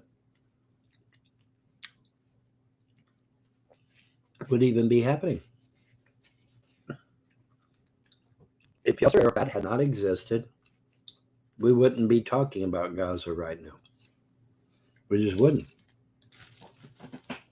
We literally would not be talking about Gaza right now if it weren't for Yasser Arafat, a convicted criminal. Keep that in mind. There may be a quiz later. Convicted criminal, Yasser Arafat. Okay.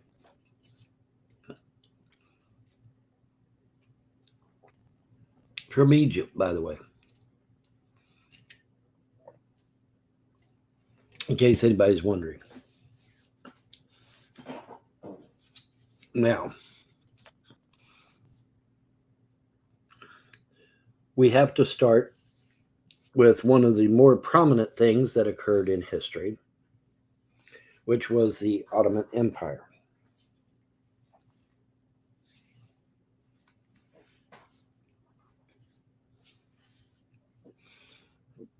The Ottoman Empire swept across North Africa like a plague, killing, raping, destroying, burning, destroying whole civilizations, killing every man, woman, and child. Every white man, woman, and child. Hi, Brittany. Remember, we came from the Caucasus Mountains. Caucasus Mountains is where we get our word Caucasian from, which means white-skinned. Whiter than me. A lot whiter than me, actually. If you was to put me and my ex-wife's arm next to one another, I'll never forget the comments from the fucking trolls when me and my wife put our arms next to one another, and they saw just how non-white I really was. It's like, holy shit, he is an Indian. Yeah, dumbass. I'm Cherokee Indian, you fucks. Anyway, enough about that. The point is that, yeah, we've got the head of a foreign country saying that America is responsible for this. Now, I will point out key things that we did that we should not have been doing. But the thing of it is that even though these individuals may have worn a moniker of America, they did not represent the American people. And I don't believe they represented the true interest of the United States. Most notably, Zbigniew Brzezinski, who went down there and started a whole bunch of shit that he shouldn't have done, at the behest of Henry Kissinger, who also was claiming to be an American at the time, but he isn't. He's a globalist. And they, in turn, were at the behest of Lord Rothschild, who is not an American and has never been an American and never will be an American. So again, you know, I'm sitting here trying to wrap my mind around all this, and try to figure out what in the world come over him to say such a thing. Because, you know, I mean, yeah, okay, Bill Clinton and Jimmy Carter were standing there with Yasser Arafat, and later on Menachem Begin came on, and they all shook hands, and everything was just ducky. But, I mean, you know, aside from them being there, they really didn't have a whole hell of a lot going on with that shit that I recall, to be honest. Because Rothschild was the one that bought the land in the first damn place. And he bought the land from the British. You know, remember the 1923 British Mandate. So he bought the land from the British. And you got to remember, okay, it's important to remember this fact, this key point.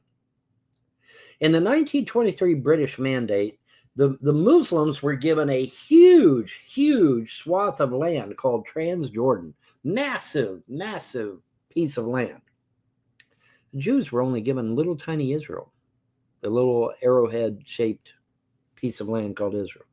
The Muslims got this humongous, huge, big-ass, you know, piece of land. And the Jews got this little tiny sliver, you know, looked like an upside-down arrowhead. And so I'm trying to sit here and figure out where the Muslims were so cheated, because the Muslims keep saying we were so cheated. We were so, no, they were not. No, they were not. That's a lie. It's such a struggle. You look at all these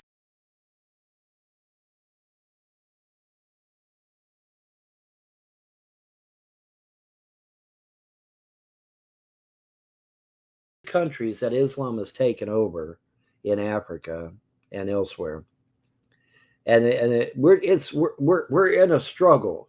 Really, what struggle is that? You're in control of numerous countries. You slaughtered the indigenous people of those countries and took them over, namely Egypt, which was one of the more advanced countries of its day. I just, I'm sitting here. Where's the struggle? I mean, you look at a map of all the land that Islam has conquered, and it's like, where's the fucking struggle? Little tiny Israel is your fucking struggle. Huge swaths of land all over the map, and then there's this little tiny sliver of a piece of land called Israel, and that, oh my God, we're in such a struggle. What struggle? What's the fucking struggle? A little tiny piece of land when you've got huge swaths of land all over the goddamn continent of Africa, but you're going to sit there and bitch about a little tiny strip of land no bigger than a mile? Folks, I don't know if you're aware of this, but Israel at its widest point is only a mile wide. That's it. It's a mile wide and I think like 3 or 4 miles long. That's it. That's all it is. That's Israel. It's not big at all. I mean, my ride from here in Oneida to Manchester, Kentucky is bigger than the state of fucking Israel. Did you know that? But yet, the Muslims are making such a big fucking issue about Israel. Even though they weren't on the land, there was nobody there. Golda Meir said, hey, when we got there, there was nobody there. There was nobody on the fucking land. It was empty. Rothschild bought the land. They went out there, set everything up, started irrigating and planting trees and shit like that to try to green it up a little bit, because it was nothing but flat out fucking desert. And it's like, where's the fucking struggle? Where is the goddamn struggle? I can't find it. I'm looking hard and I can't find it.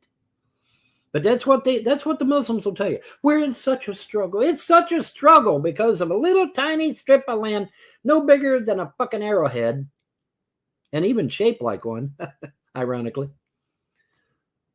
They've got these huge swaths of land in Africa and elsewhere. But they're going to bitch about a little tiny strip of land, 1 mile wide and about 3 or 4 miles long. What the fuck? That's your great struggle? Give me a break, man. Give me a fucking break. It's a little tiny piece of land. Don't mean shit. Don't mean shit. So, and then you got these people that promulgate the lie that Muhammad ascended to heaven in Jerusalem. The problem is that the Quran doesn't even mention Jerusalem ever. It does, however, mention Petra, which is actually where Muhammad ascended into heaven. He didn't ascend to heaven in Jerusalem. He ascended to heaven in Petra. Petra, Muslims, get it right. Not Jerusalem. Jerusalem is never mentioned in the Quran. Israel isn't even mentioned in the Quran.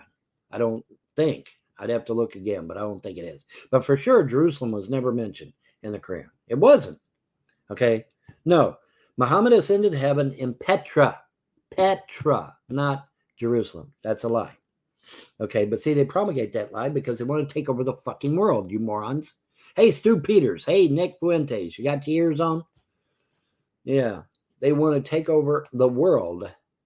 That's why they want the land. Period. They don't want the land because of any kind of historical value or anything of that nature. They want the land because Islam is an ideology of world conquest posing as a religion. Whenever they have a victory over the infidel, what do? They stop, drop, and build a mosque. A mosque is not a church. A mosque is a statement of victory over the infidel. That's what a mosque really is. Well, fun. Ain't it supposed to be a church? Well, then why are the Muslims praying out in the fucking street if it's a church? Durr. Come on, use your brain, folks. Come on. When Islam swept up into Spain and were stopped about a third of the way, what did they do? They stopped, dropped, and built a mosque because that was their victory over the infidel. All right. So a mosque is not a church. It is a victory over you and me. That's what it is. So let's not get things twisted, shall we? But I'm very disappointed that Putin would say what he said. That was in poor taste. Very much so. Very much so in poor taste. You know.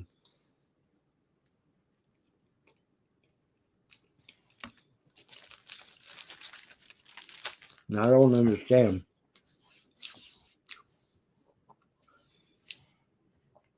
Now, I know for a fact, you know, that not everything is as it seems. I'm not stupid. However, the statement made by Putin is going to have people react in a certain way. And that is unfortunate because, you know, I don't want anybody to be deceived about anything. Deception comes from demons and evil spirits. That's where it comes from. And so when we engage in deception, we are basically being used by demons for personal agenda. And so it's very important not to be deceptive in any way, because you are working at the behest of demons when you do that.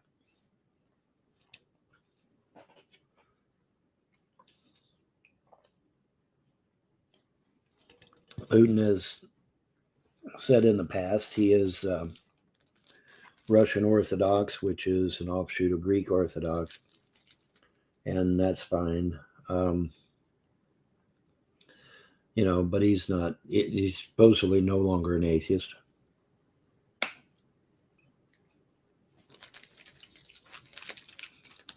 So,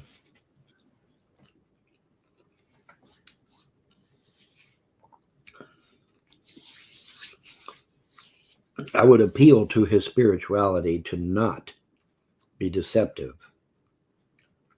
because then you're doing the will of demons and evil spirits, and that's not a good thing. That's a bad thing. It's a very bad thing. All right, so Putin is telling his men and his country, you know, that everything is the fault of the United States, when that's impossible, because the United States did not exist in 640 AD. It did not exist when the Ottoman Empire swept across North Africa.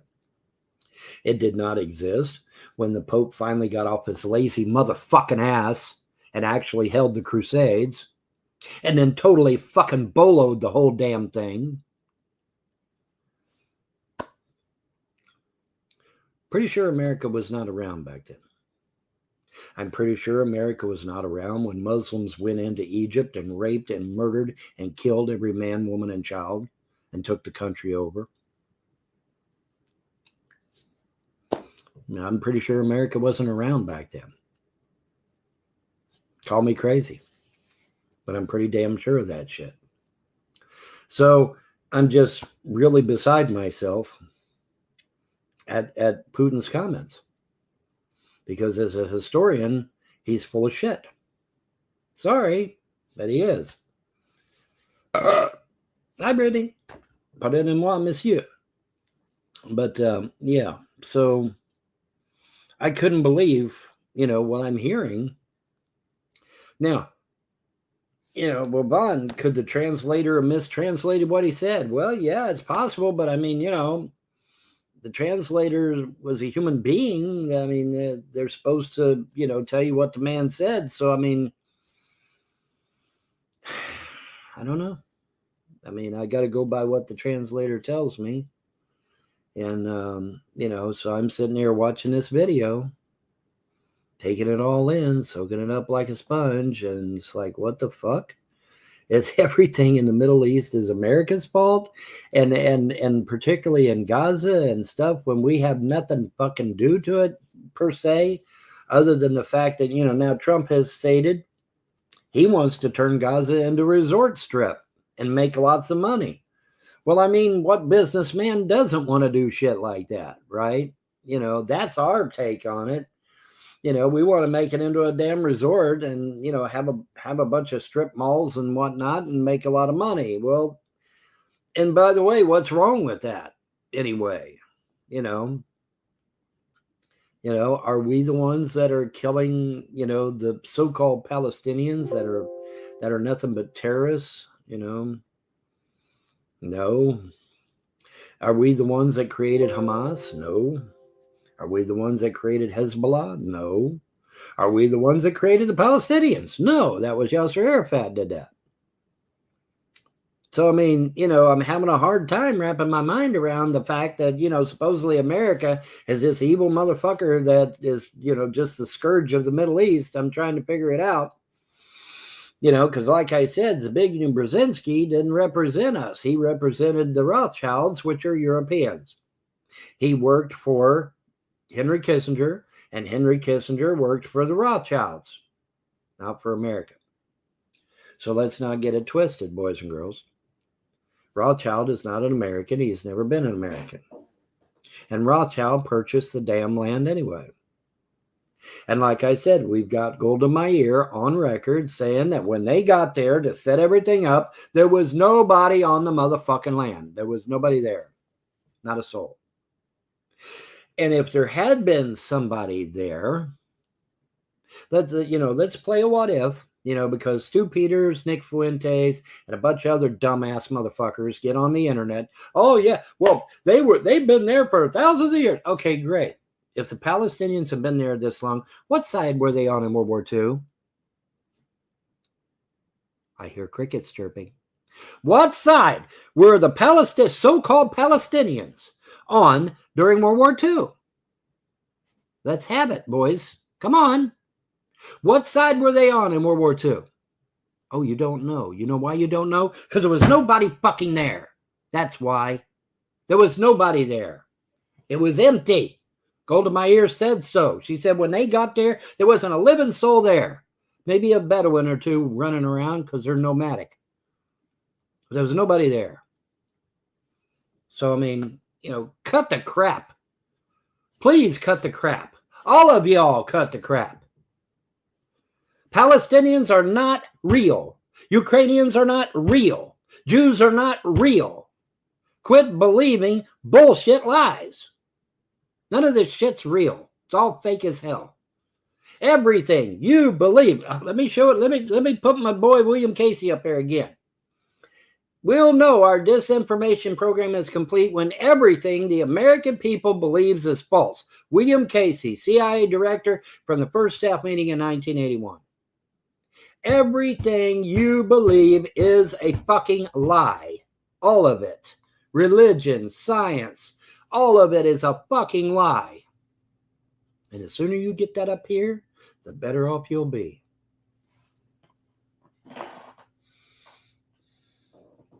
Because this is just ridiculous. The promulgating this bullshit lie over and over again. Something that I personally witnessed on TV back in 1970 and 71 and 72.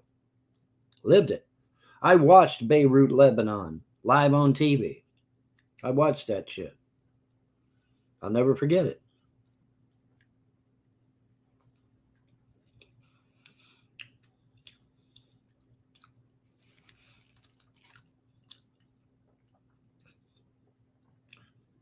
But we're going to get on here and keep promulgating these lies over and over and over again. Deception comes from demons and evil spirits. That's where it comes from.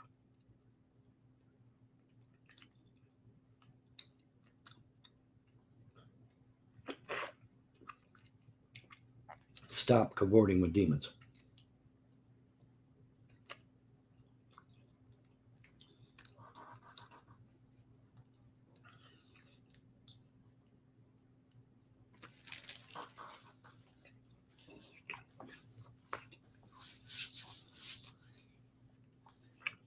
I couldn't believe while I was here.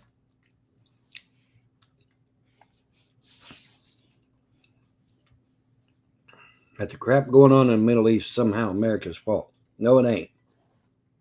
No, it ain't. It ain't our fault. And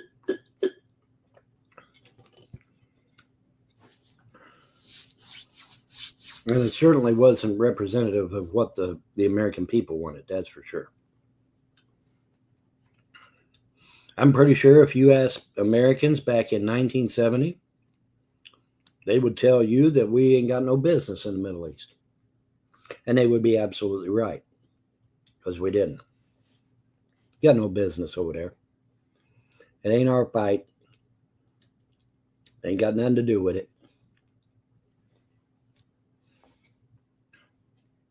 See, people are being lied to. You know, this Judeo-Christian bullshit, you know, that somehow Jews and Christians are somehow, you know, intertwined when they're not. Have nothing to do with one another at all. Even the name of their God is different. Their God's name is Hashem. Totally different God, man. But we're gonna believe this bullshit lie that, you know, Jews and Christians and Muslims are somehow all intertwined with one another. No, they're not. No, they're not. Not in the least. Now, the Muslims have a Jesus-like figure named Isa, but supposedly he paid somebody to die on the cross in his place. Okay, so it's not even the same. It's not even the same Jesus. So come on, folks, quit it. You know, you're being duped. You're being played. Stop being played. Stop being duped. Stop being manipulated. Stop being controlled. Okay, because it's always about control, isn't it? Yeah, it's always about control. So let's quit the shit, please. But I was very, very disappointed in Putin. I gotta say, I was very disappointed. Oh, thank you. Someone said I favored your status. Well, thank you. Thank you. You got the pop-ups are coming back. Awesome, great. But yeah, I just, you know, I don't understand, you know, Putin's reasoning for getting on TV and telling everyone in his country that it was American, you know, this crap in the Middle East is America's fault, because that's not true. It's just not fucking true. All right. You want to look at who has caused the majority of the problems in this world. You want to look towards the 300 global elite families, the Rothschilds, the Rockefellers, the Morgans, the Carnegies, Warburgs, Vanderbilts, etc. Not America. America did not start World War I or World War II. America didn't even start the Korea War or Vietnam War. We tried to stop it because we had the thinking in our mind that, you know, if we stopped communism from spreading all over the globe, that things would be better for the rest of the world. Well, some we won, some we didn't so win, you know. But in any event, I went way over a half hour. But yeah, this nuts. Him saying what he said. I was very much in shock. The video's out there. You can go listen to it yourself, where Putin literally blames everything going on in the Middle East. It's all America's fault. America, the evil empire. Yeah, what a shock that Putin would say something against the United States, right? All right, that was kind of boring, to be honest with you. Let's go back in time. All right, let's take this. Get rid of that. Let's take a look. I'm not going to watch the Gaza one. There's something with Cole's books. Let's see. I'm sure he'll twist it into blaming the Jews somehow, folks.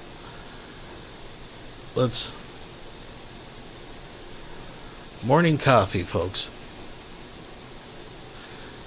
A morning dew. This little prayer. Because unfortunately, I have a whole shitload of store closings to report, which is not the sign of a booming economy. That is the exact opposite of the sign of a booming economy. And I have some other things to discuss as well. But there are some rays of hope in regards to the Trump administration that I've seen. It's not a total Debbie Downer, but I mean, things are not looking good. They're not looking good. And, when you've got brand name stores that are shutting down, sometimes 20, 30, 40, 50, 60, even 100 stores, that don't bode well for the economy. Now, having said that, the price of eggs is back down to normal, supposedly. I haven't checked yet, but I will. And supposedly, gas prices are coming down. They're not down, but they're coming down. So there's things that are happening that are okay, but unfortunately, there's a lot of things that are not okay, and we're going to discuss that because that's what we got to do. We have to discuss things like that, and then we will get into the actual good stuff. But first, we got to get into the bad, sadly. So let's go on ahead and get into it. And get right into it right away, because I am running a little late. It's 16 after, so let's get on the stick here. We're a little late. That's okay. All right. The Independent is reporting that Kohl's is closing stores in 15 states today, as in right now. See the full list of locations below. Well, we're going to. Last business day is March 29. Well, that's come and gone. So these stores are all closed. But with a word, she can get what she came for. Anybody know where that's from? If you got a little age on you, you know where that line is from. Kohl's is closing stores in 15 states today. See the full list of locations. And we're not going to watch the video. Because there's too many flag happy idiots out there. Kohl's is closing a slew of stores across 15 states this weekend. Back in January, Kohl's issued a press release to announce its real estate change for 2025. Yeah, that's never a good thing. Revealing the company's plan to close 27 underperforming stores this year. Yeah, I'm sure that's what they're going to call it. Oh, they were underperforming, so we had to get rid of them. Oh, okay. Sounds like a ready-made excuse, doesn't it? In addition, Kohl's will be closing its San Bernardino e-commerce fulfillment center in California in May. Quote, "We always take these decisions very seriously." Tom Kingsbury, Kohl's former chief executive officer. Did you catch that? Former chief executive officer.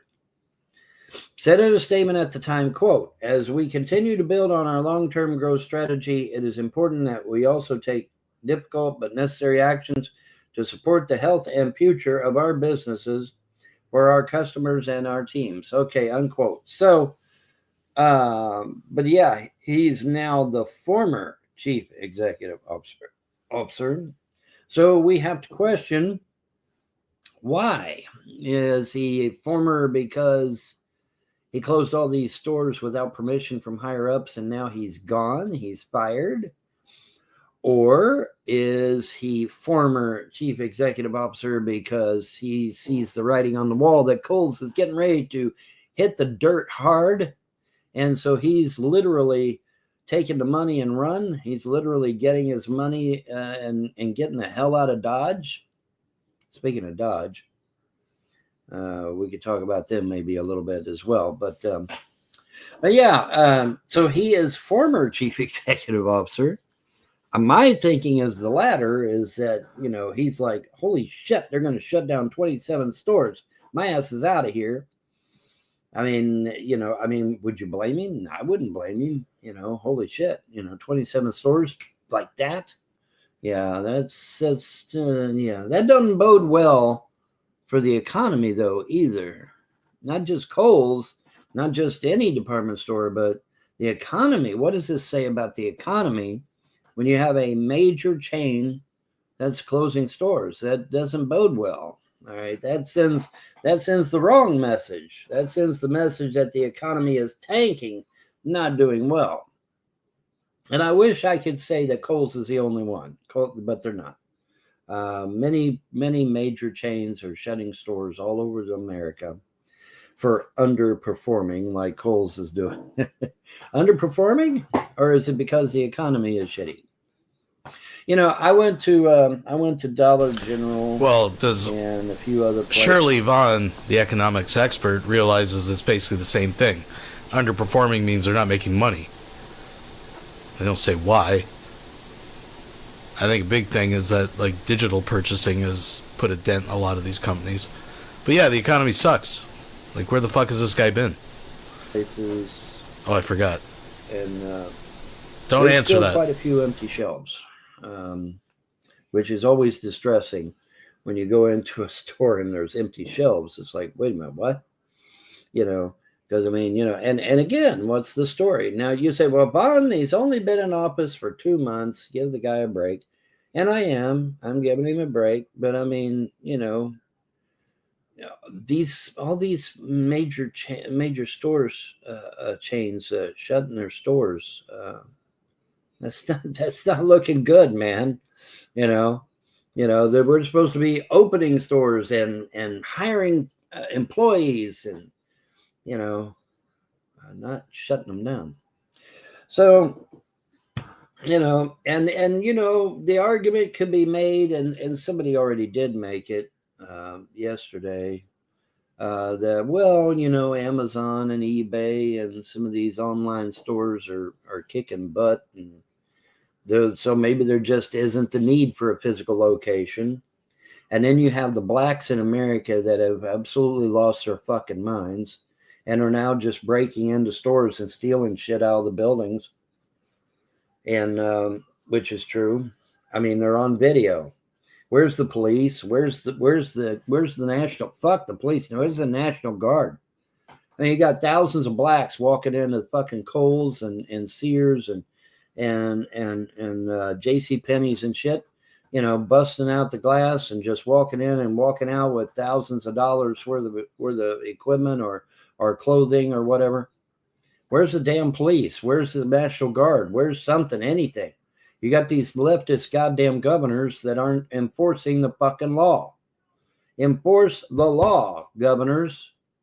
Enforce the law. Or are you waiting on Trump to come in and do it for you? Because Trump shouldn't have to do it for you. You're the governor of a state, and when you see thousands of blacks going into the stores like Kohl's or Sears or J.C. Penney or J.P. Woolworths or some, you know, some of these department stores, you know, walking out with thousands of dollars, and it's on video, for fuck's sake. I mean, it ain't like you got it on video. You know, do something, governors. You know, it's your state. Do something about it. Which they're not. So now you got all these stores closing, which means all these jobs are going away. You know, because I mean, these stores all hired people. Well, they're not hiring now. They're closed as of the 29th, which was several days ago now. All closed. So now what? Now all the thousands of jobs from just Kohl's alone is now gone. All right. Which means there's nobody getting money to go out and buy shit. And if nobody is going out and buying shit, the economy tanks. Okay. The economy is booming when people have money in their pocket to go buy shit. The economy tanks when people don't have money in their pocket. Like when the Democrats and the liberals and the leftists and the socialists and the communists think it's a good idea to tax the shit out of us, because then we don't have money in our pocket. And when we don't have money in our pocket, we don't go buy shit. And when we don't go buy shit, the economy tanks. And the stock market tanks too, by the way. Because the stock market looks at how things are going. And hey, people aren't buying shit. What's going on here? There must be a problem. You know, that's the first thing you think. You know, that's what you think when you don't see people out buying shit, when you don't see people out doing stuff. That's the first thing that crosses your mind. Well, you don't think the stock market's going to be any different? No, they're going to think the same thing. They're going to say, okay, people are not buying shit. Consumer, what is it? Consumer opinion, I guess, or whatever. On the economy is bad, is negative, and so therefore they're not out buying shit. That's the general thought. And this here, with just Kohl's alone, I haven't Googled other stores, but I can if you want me to, because it ain't good. This is nuts. This is the wrong direction. Okay, we shouldn't be closing stores. We should be opening stores. You know, and Trump wants to revitalize Detroit, Michigan, and build it back up as a powerhouse again, because that's what made America, man, was Detroit, Michigan, pumping out them cars, man. American-made cars. America was on top, man. When we were making shit for ourselves, we were on top, and we were the envy of the world at the time. Maybe not so much right now with us closing stores all over the place. Probably not a good look. Probably not a good look for us. And like I said, I probably can do the same thing for other stores. I'm just using Kohl's as an example. But we need to get serious about getting our shit together, huh, guys? All right, so Kohl's in Spanish Fort, Alabama, at 21,000 Town Center. Kohl's in Little Rock, West Arkansas, at 13,909 Chino Parkway. Kohl's in San Diego, California, at 5505 Balboa Avenue. Kohl's in Encinitas, California, at 134 North El Camino Real. Kohl's in Fremont, California, at 43,782 Christie Street. Kohl's in Mountain View, California, at 350 Showers Drive. Kohl's in Napa, California, at 1116 First Street. Kohl's in Pleasanton, California, at 4525 Rosewood Drive. 4525 Rosewood Drive. 4525. Anyway, Kohl's in Point West, Sacramento, California, at 1896 Arden Way. Kohl's in San Rafael, California. Oh my God! 5010. What is the point of reading out each address of this? Is just it's insanity. Let's just give up here. Which was in January press release. Kohl's noted that it. All right. A widespread push to embrace and affirm transgenderism. Perhaps it shouldn't be surprising that more children are questioning. So. All right.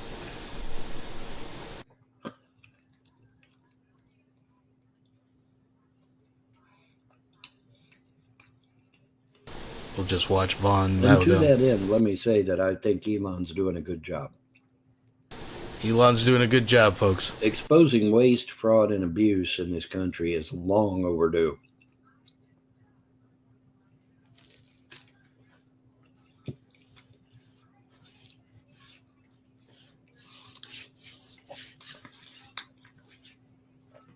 Long overdue.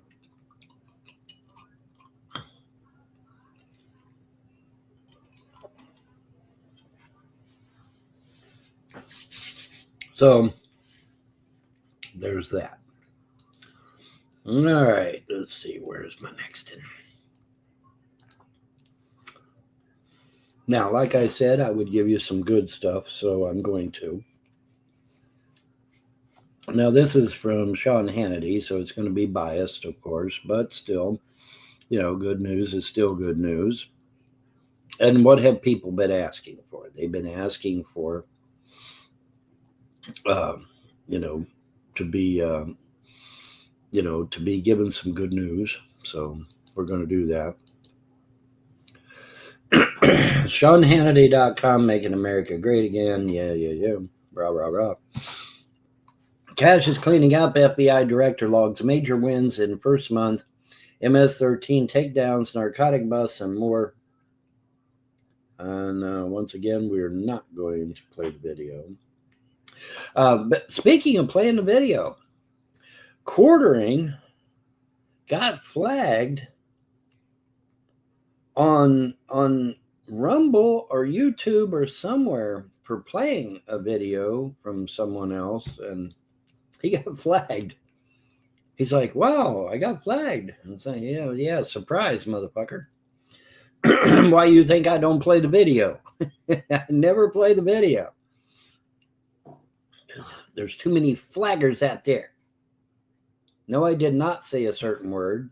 Clean out your ears. Flaggets. Flaggets. F-L-A-G-G-E-T.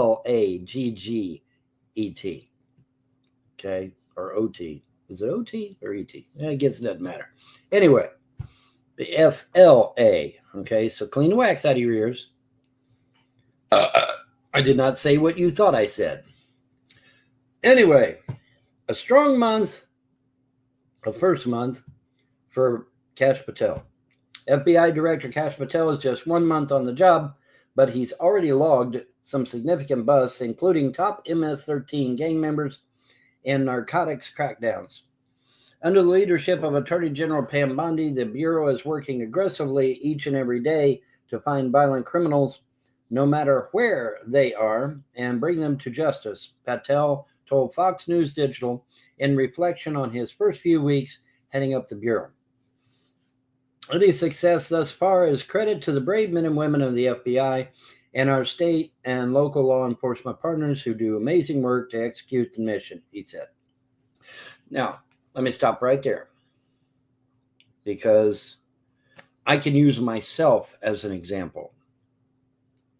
I begged the FBI years ago to look into my situation here locally, where a bunch of assholes on YouTube were calling CPS out to my house over and over and over and over and over again, where they were calling local institutions here in Clay County, Kentucky, and telling them, yeah, Von Helden is a pedophile, he's a murderer, he's a rapist, he's a child molester, he's beating his wife, and all this other bullshit.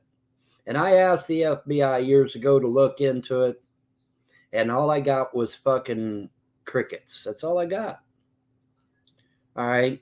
So I'm sorry. I would love to sit here and say that, I'm 100% behind the FBI on this one, because I'm not. Because if the FBI had acted back when I asked them to, my parents would be alive today. My wife would not have been driven insane. My kids would not have been illegally adopted out against their will. I wouldn't have lost my inheritance. None of those things would have happened if the FBI would have intervened back when I asked them to do so. So I'm sorry, I can't give the FBI a rosy accolade. I can't give them high praise. Sorry, I can't do that. I'd like to, I want to, but I can't. Because the truth is the truth. They could have intervened and stopped all this madness here in my situation, and they chose not to. They chose to sit on their hands and do nothing. Now, that's not to say the FBI isn't the only culprit, because I also reached out to the governor of Kentucky's office. I reached out to the attorney general's office. I reached out to Rand Paul's office. I reached out to numerous people who could have called down here to Clay County and stopped the madness before it got out of hand years ago. And nobody did shit.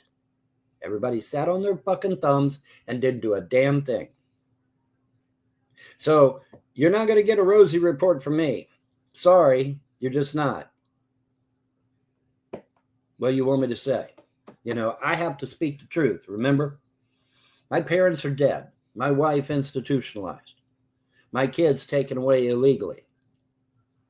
Lost my inheritance, lost everything.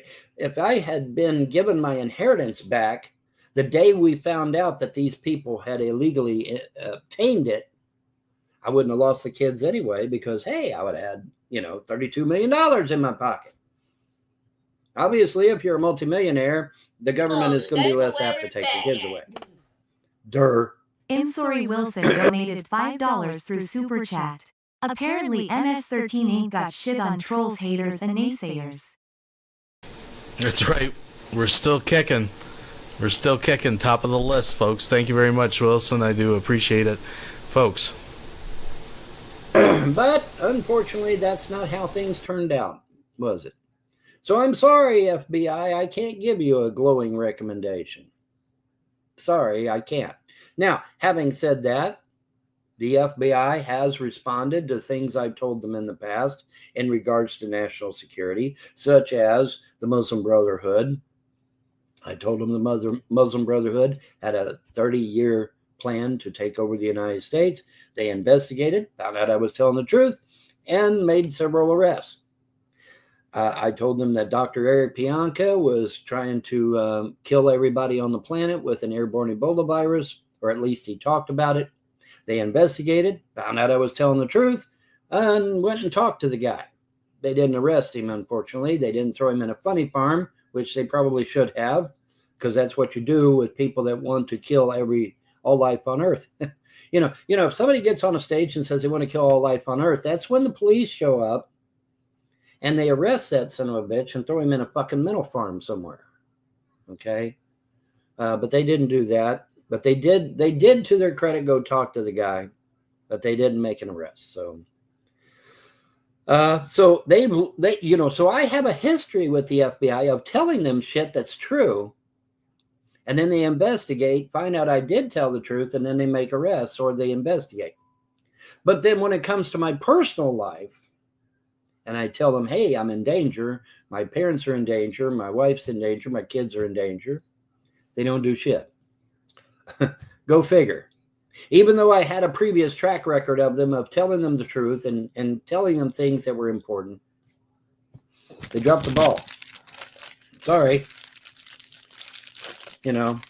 Like I said, man, and they're not the only one. There's a bunch that are responsible that could have stopped this shit long before it got this far.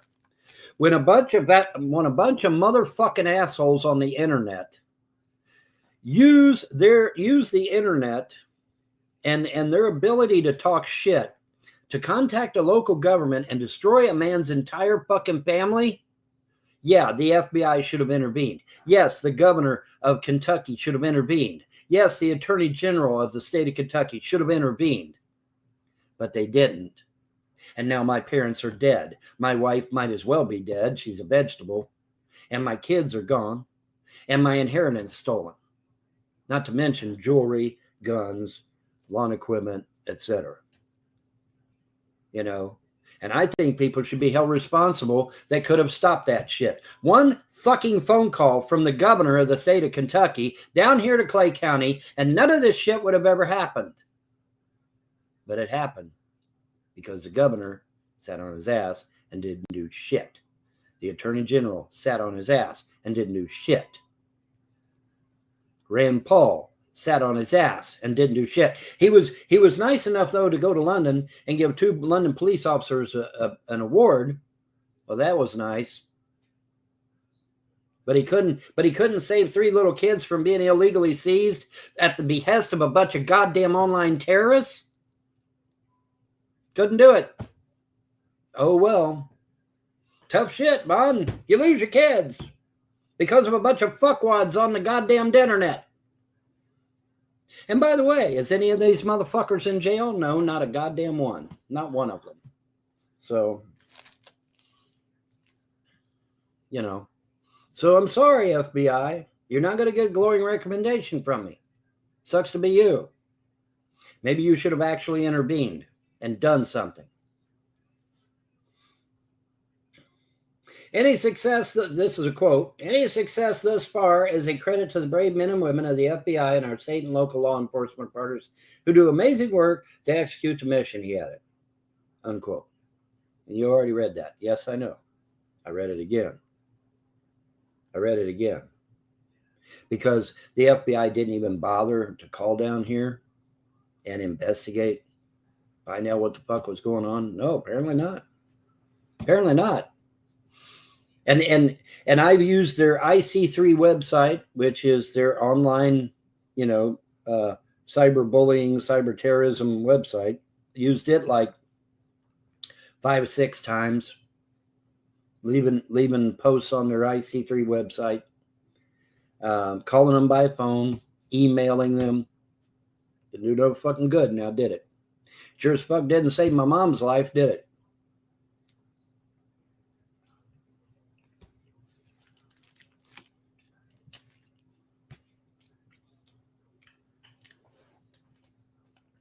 Arrest of top MS-13 member.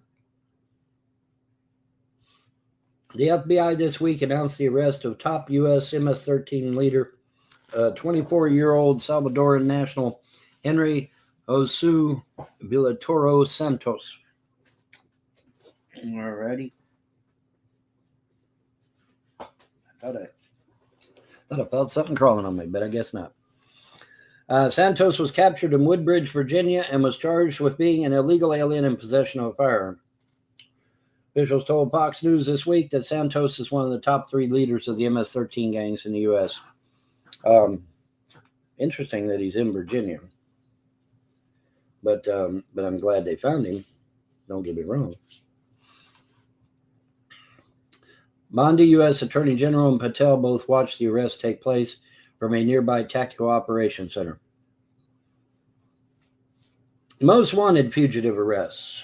Patel announced last week that since January 20, the FBI has apprehended 3 fugitives from the FBI's top 10 most wanted list, an achievement that he said on social media is a result of good leadership and hard work from Bureau personnel. The individuals captured included Arnold Jimenez, accused of murdering his wife in Burbank, Illinois in 2012, Donald Eugene Fields II, charged with child sex trafficking and child rape charges in federal and state court, respectively, and Francisco Javier Roman Bardeles, another MS-13 leader arrested in Mexico last week and extradited to the U.S., where he was charged with racketeering, conspiracy to provide and conceal material support and resources to terrorists, narco-terrorism conspiracy, and alien smuggling conspiracy. Narcotics crackdown. The FBI under Patel successfully raided and arrested 22 members of a narcotics trafficking ring in Lubbock, Texas, believed to be tied to violent drug cartels based in Mexico. The operation comes as Patel and Bondi have moved to crack down on narcotics and drug trafficking as part of Trump's agenda for his second White House term. In a post on X, Patel praised the work of the FBI's Dallas field office, the Texas Commission on Law Enforcement, and the Drug Enforcement Administration. Quote, "These are the operations that mean safer streets for American families," Patel said, "and we are just getting started." All right, and get the full story on there's Sean Hannity right there. There he is. Hi, Sean. And so there you go. So yeah, not exactly a total Debbie Downer on this video, but but like I said, can I give them a glowing recommendation in regards to me personally? Fuck no, I cannot. Sorry, I'd like to, I want to, but I can't.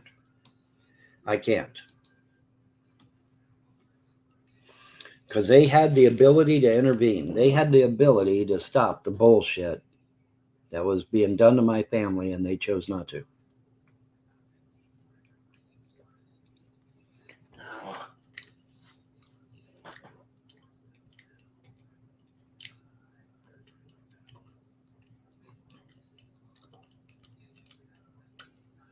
And what was done to my family by these online terrorists should never, ever be allowed to happen to another family ever again. The problem is that it will, because these people have gotten away with murder, literally. and nobody's in jail for it. Isn't that great? Must be nice.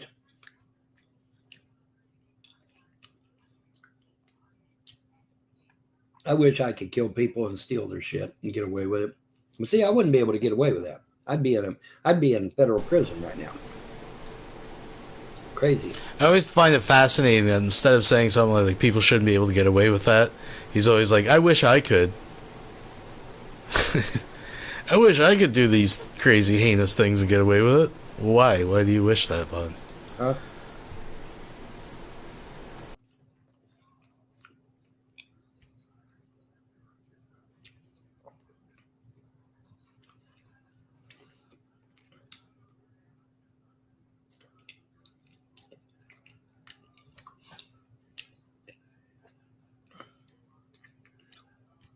And then when this said elderly woman wants to go to federal court and sue to get her stuff back away from them, they kill her.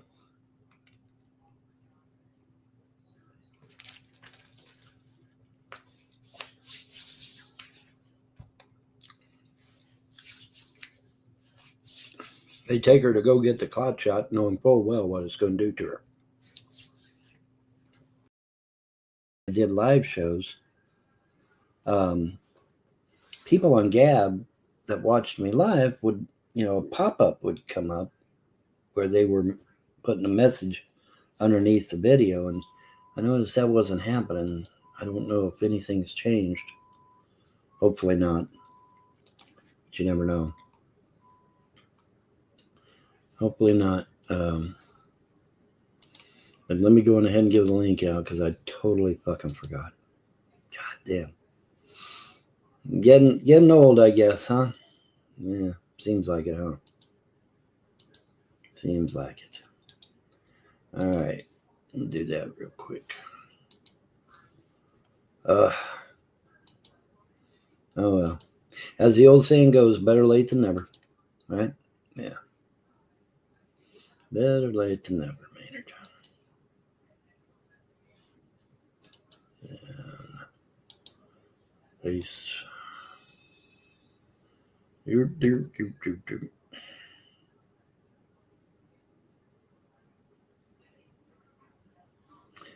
there we go. Beautiful.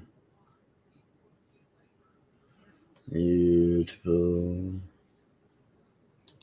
All right. Parler gave me quite a scare. I had to redo my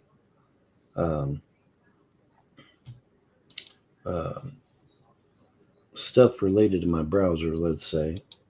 And I did that, and as a consequence, I had to log into all my websites again. And Parler was really confusing because, he kept asking me to create a new account. I'm like, I don't need one. I got one. And it took me a long time to figure out that, you had to go backwards. There was a back arrow up there, and you had to go backwards, and then you could log in. As damn, why didn't they just put it all on the same page? Whatever.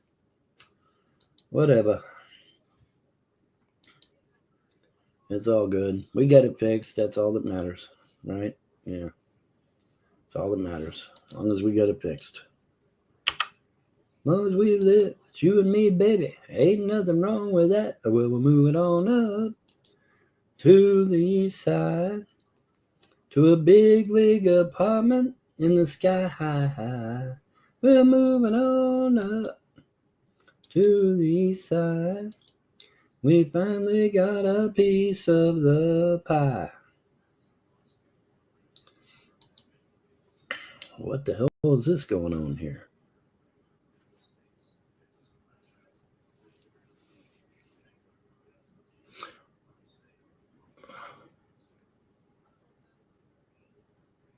Your mall is about to go out of business. Oh, yeah, it's a video of blacks doing exactly what I told you they were doing. Going into shopping malls and the stores in the shopping malls and just walking out with thousands of dollars worth of shit. And now we got a video. Hey, I got a video I can show you. Let's take a look at that, shall we? A video of the blacks, folks. Let's see. Where's the police? Policeman was just standing there doing nothing.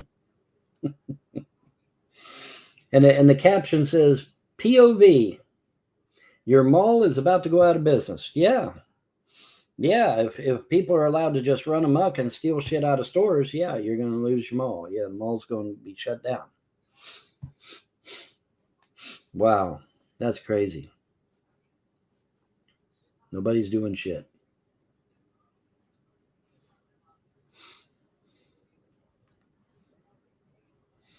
Oh, well, that's nice. Let's take a look at this video, which is interesting.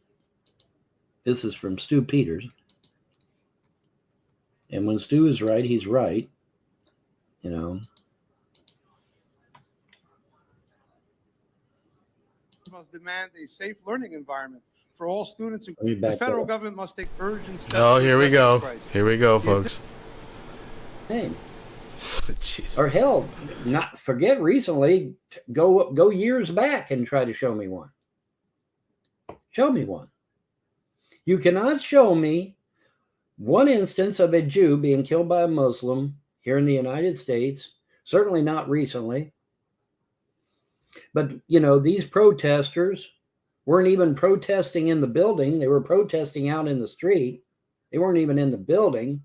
They were nowhere near. When the Muslims were protesting, now I certainly have no love for Islam, but were they protesting around a bunch of Jews? Were they taunting a bunch of Jews or harassing a bunch of Jews? No, they were out in the street protesting over Gaza. Well, I'm sorry, but isn't that supposed to be protected speech? You know, now if they had been inside the campus, inside the buildings, and they were taunting Jews and harassing Jews or something, that would be different. But that's not what they were doing. They were out in the street protesting Gaza. Well, unfortunately, that's protected speech. But this Jew here does not want you to have protected free speech. He wants you to go to jail if you even so much as mention a Jew. And that's against the law, and it's unconstitutional also.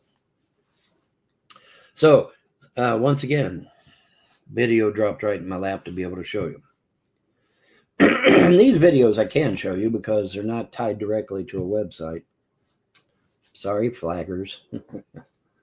And besides, Stu Peters don't care if I share his videos. He's already said so publicly.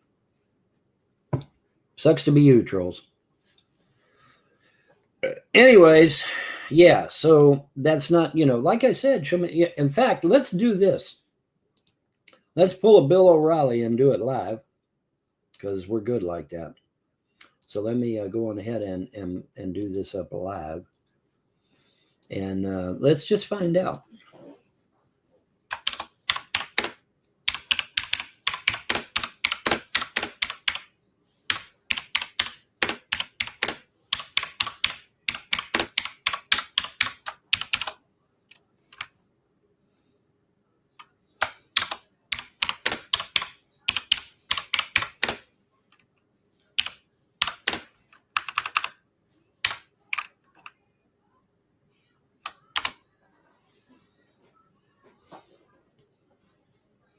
See, what they're putting on these charts is people that are talking shit, not actual harm, you know.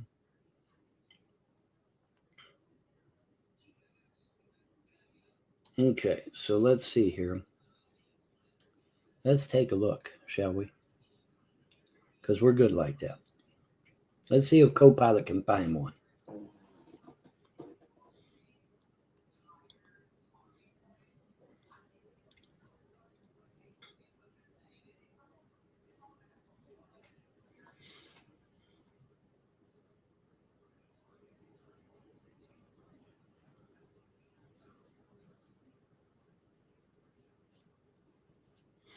Okay. Well, I stand corrected, kinda. They were able to find one incident, where an Arab had carried out a combined ramming, stabbing, shooting attack at Toshiba Junction, resulting in the death of an 85-year-old Jew and a serious injury to a 20-year-old. One incident. Okay. What is that? Well, is that, I mean, what is it thousands and thousands of Jews being attacked by Muslims or by anybody for that matter? No. One.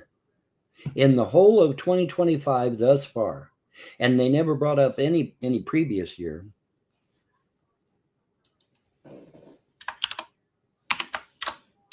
Any in the previous, we're doing this live, man. Previous year, we're doing this shit live because I didn't want people going, oh, well, Von Hilt was wrong.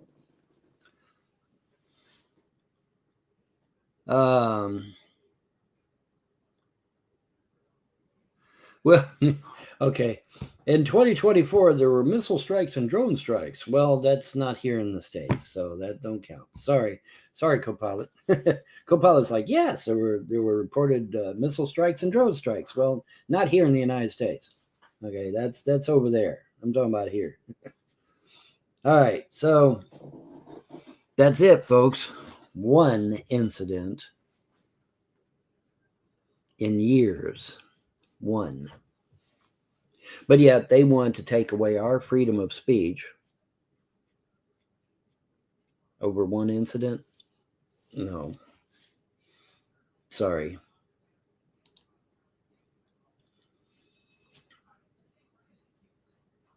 There was an alleged assault in April of 2022, but that didn't result in a death. Pardon me.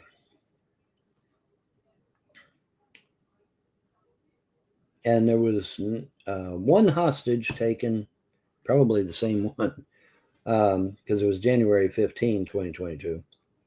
October 31st, 2021, no cases of arson, no cases of anything else. List of anti-Semitic incidents in the United States. One in 2022. And supposedly now again in 2024. Okay, so 2 incidents. That's it. Lots of threatening, lots of talk. But talk is cheap, right? Talk is bullshit. And we're at the 1 hour mark. Damn.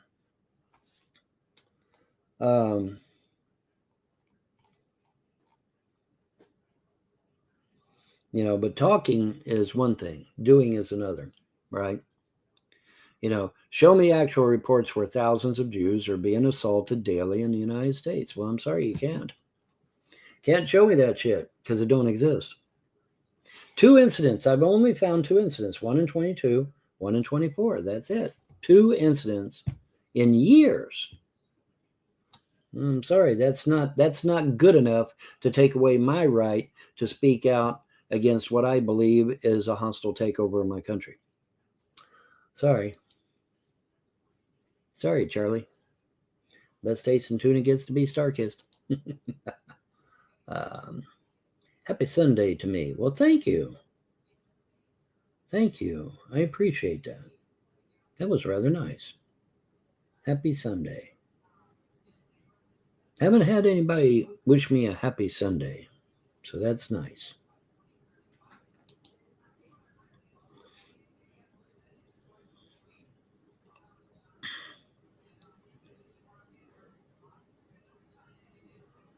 Let's see here. Happy Sunday. Yep. All right. Very good. All right. Let's get out of that. All right. Very good. That's nice.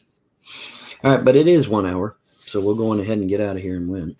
But yeah. So interesting. We had a couple of videos drop right in the lap there so that I can show them to you. Actually show them to you. And then that way nobody can say, Bond's full of shit, like they usually do.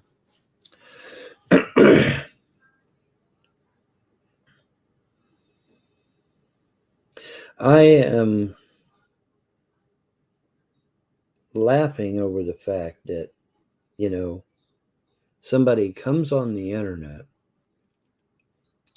and gets 1 million subs out of nowhere and then wants to bitch about it. Really? Oh, God. This interview, there was an interview with this chick, and she was interviewed, and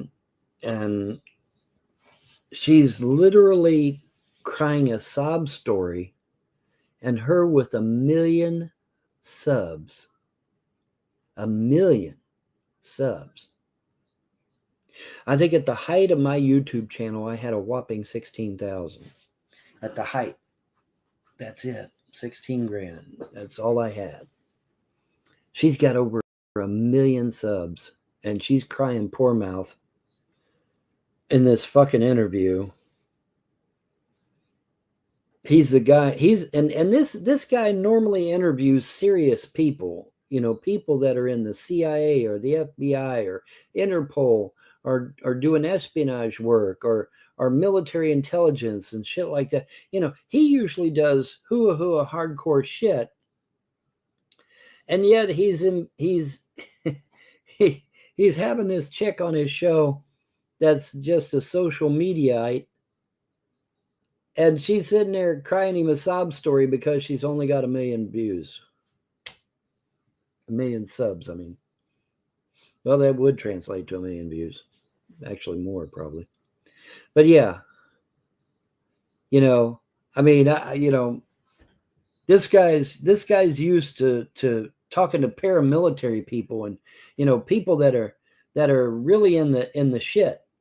And then he brings this chick on that's in social media and she's crying because all she's got is 1 million subs. Oh my God, it's just so horrible. And I'm like, my God, really? Really? That's just sad, man. That's just fucking sad.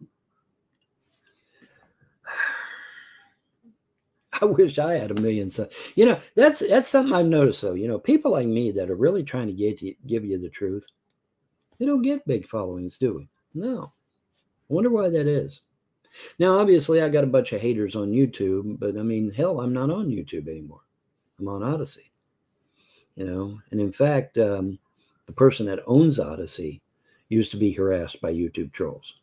So, you know, don't expect the YouTube trolls to get any favors here on Odyssey.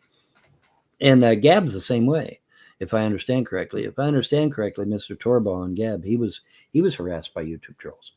So, you know, Gab and Odyssey are probably not a good place to be a YouTube troll. Just saying. But yeah, I mean, I can't believe the hubris. I can't believe it, buddy. Just sitting there whining and crying because she's only got 1 million subs, guys. You got to help her out. I wish I had 1 million subs.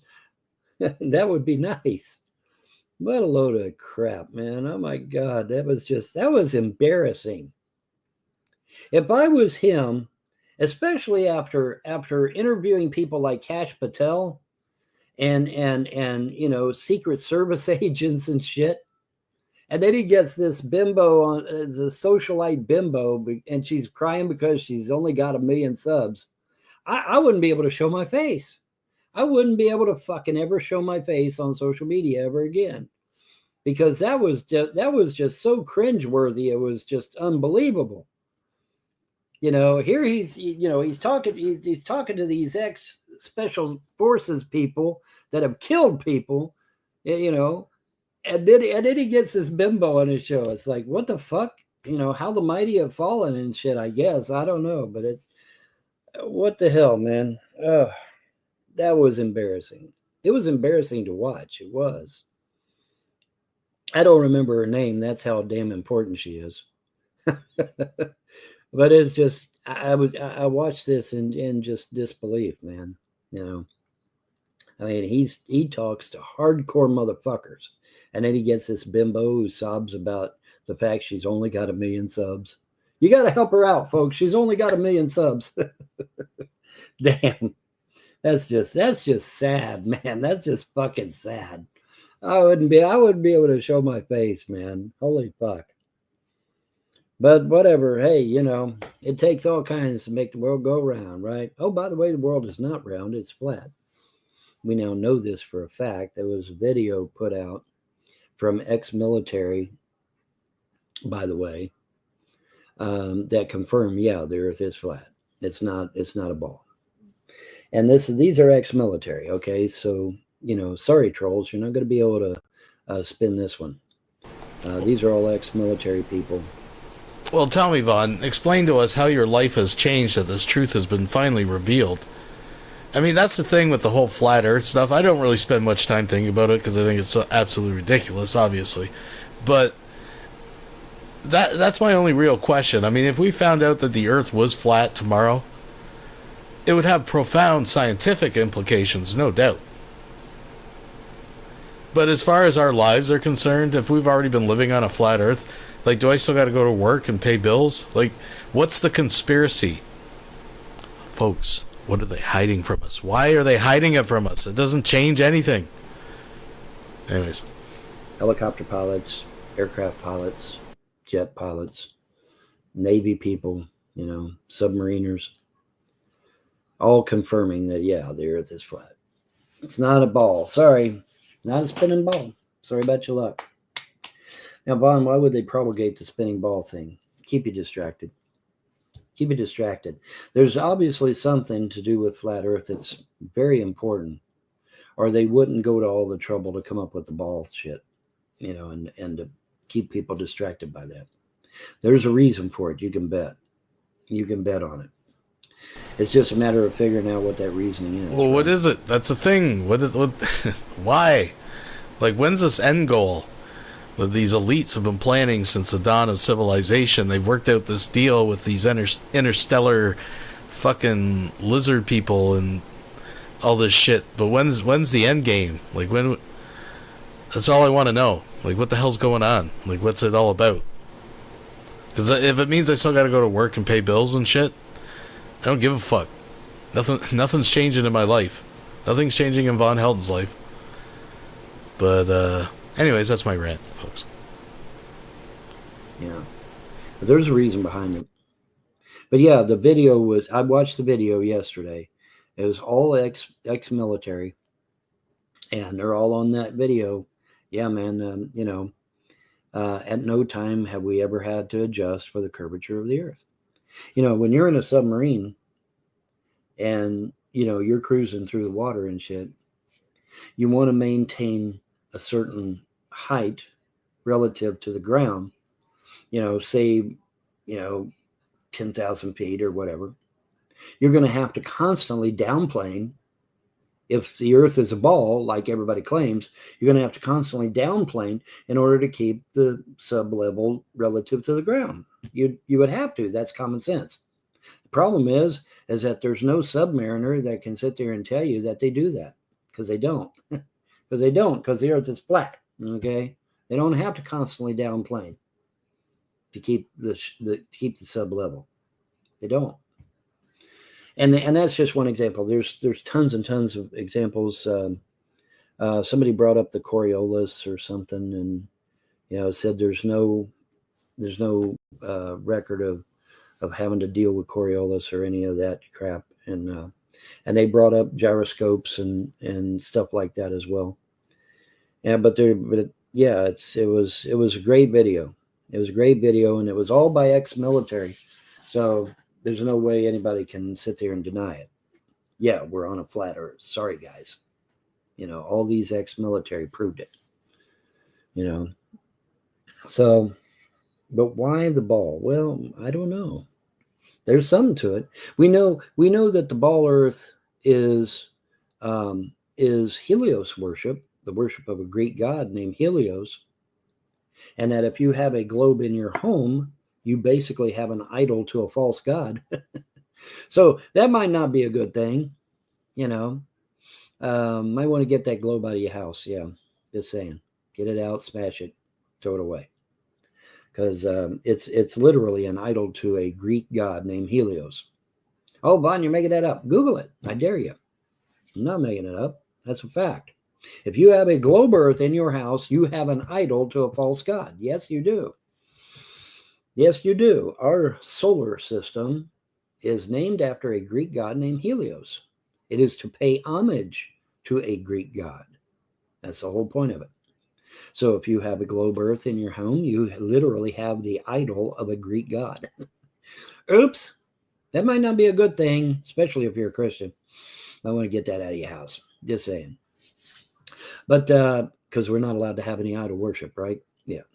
So, but yeah, it's, when you get to digging in this was, the whole idea of the solar system and the ball earth and space and all that. It was invented by this Greek who was pissed off at the gods of his day and decided to do a mini rebellion, if you will, and come up with this whole new system called the Helios system, named after a Greek god named Helios. And once you realize that, you realize, hey, wait a minute, this is an homage to a false god. Well, false if you're a Christian, false if you are some other form of paganism or a Muslim or a Jew. And so, so it would be an homage to a false god, which would be idol worship, which is supposed to be blasphemy. And so it's probably not a good idea to have a globe in your home. Just saying. So anyway, but I am going to get out of here because now I'm off on a tangent. And I'm going to get out of here before I get engrossed in that, because I could talk to you about that all day too. But I'm not going to. I'm going to spare you. I'm going to spare you. But yeah,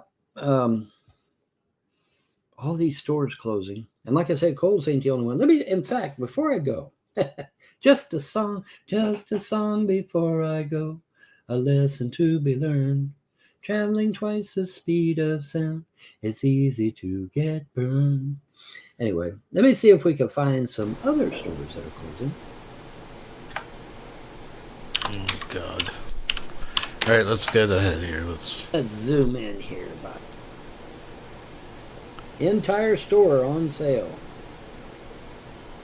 Now, why are these stores closing? Well, I told you why they're closing. One of the reasons they're closing is because of the blacks going in there and just stealing shit out of the stores and taking off with it, and the authorities not doing. The number one reason the economy is crashing, folks, and these stores are all closing is because the blacks keep going in there and taking off and not paying for it.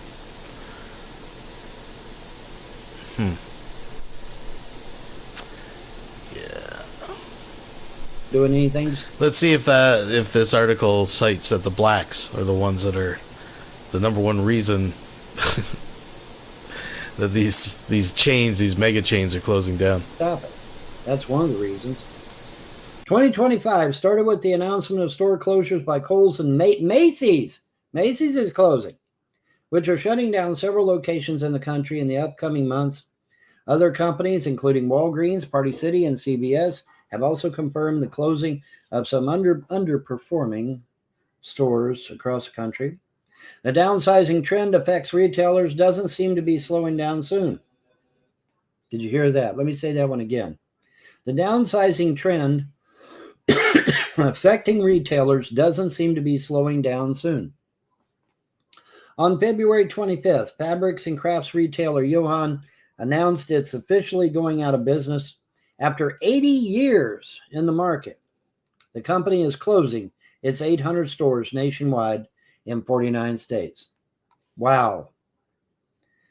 We are committed to working constructively with the winning bidder to ensure an orderly wind down of operations that minimize the impact on all of our stakeholders. We deeply appreciate our dedicated team members, our customers, and our communities across the nation for their unwavering support for more than 80 years, the company said in its late 80 years, folks.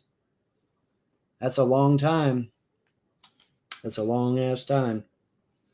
On January 23rd, WWD reported that according to CoreSite Research, a research and advisory firm specializing in retail and technology, rates, Macy's Inc. will close 66 stores this year as part of its bold new chapter Liberated acquired licenses and retail assets for Quicksilver, Billabong, Roxy, RBCA, Honolulu, and board writers from Authentic Brands Group. Due to financial challenges, Liberated had to further stretch its accounts payable to conserve liquidity and growing uncertainty about the future of the business. In December 2024, Authentic Brands Group terminated its licenses. ABG will continue to sell the surf and skate clothing labels by other retailers. Kohl's is going bye-bye. We already talked about them. Kohl's Corp announced closure of its long-standing San Bernardino in fiscal. It will be an important rebasing year as we advance.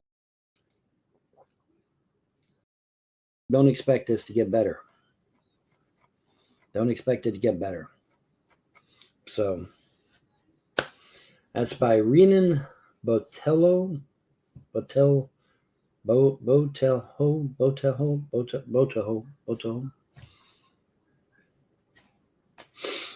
Coresight Research.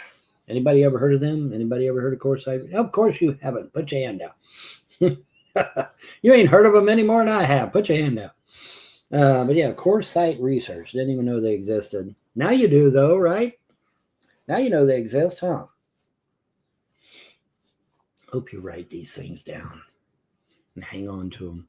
Because there may be a quiz later on some of this stuff. You never know. It just might. It's like, wow, I didn't know that organization existed, or I didn't know that department existed, or I didn't know that government institution existed. You know, all these things going on that nobody's ever heard of. That's by design. Guaranteed. Guaranteed that's by design. Anyway, though, that is 1 hour and 30 minutes. Well, 1:32 now. I'm bloviating. I'm going to get out of here and went, though. Y'all have a wonderful day and a better tomorrow. And folks, I think that's where we're going to leave it for this evening. Thank you for joining me once again on another frolic through this weirdo wonderland that we like to call the internet. And we'll keep you posted. It's been pretty quiet lately, I gotta say. You know, really, we need a little something. We need a little something, I think, interjected. It's like the calm before the storm. It's quiet, but it's too quiet, folks. And I don't know. We got to read the winds of fail and see where it takes us. Maybe we'll get caught up with some Shanny shit. See what's been brewing over there. I think she's still fighting with Foodie Beauty or whatever the hell that weird that whole weird thing going on over there is. And Cyrax, I mean, without Marty, I mean, he might be a little lost. I've been seeing a little bit of stuff pop up here and there, but I don't know. We'll keep you posted, folks. Of course, if you see something, say something. We're always looking for new applications. Maybe we'll check out some new cows in the near future and see what's going on. We got that crazy chick with the body cam footage and all that. Remember her? She's pretty out there, though. What was her name? Love Notes to TLC, or I don't know. I subscribed anyways. I'll check it out. Anyways, yeah, I think for tonight this is a good place to leave it. Good place to leave it. Leave on a high note, folks. And I think that's what we're going to do. So have a good night and a better tomorrow. And thanks for coming out. Thumbs it up. All that good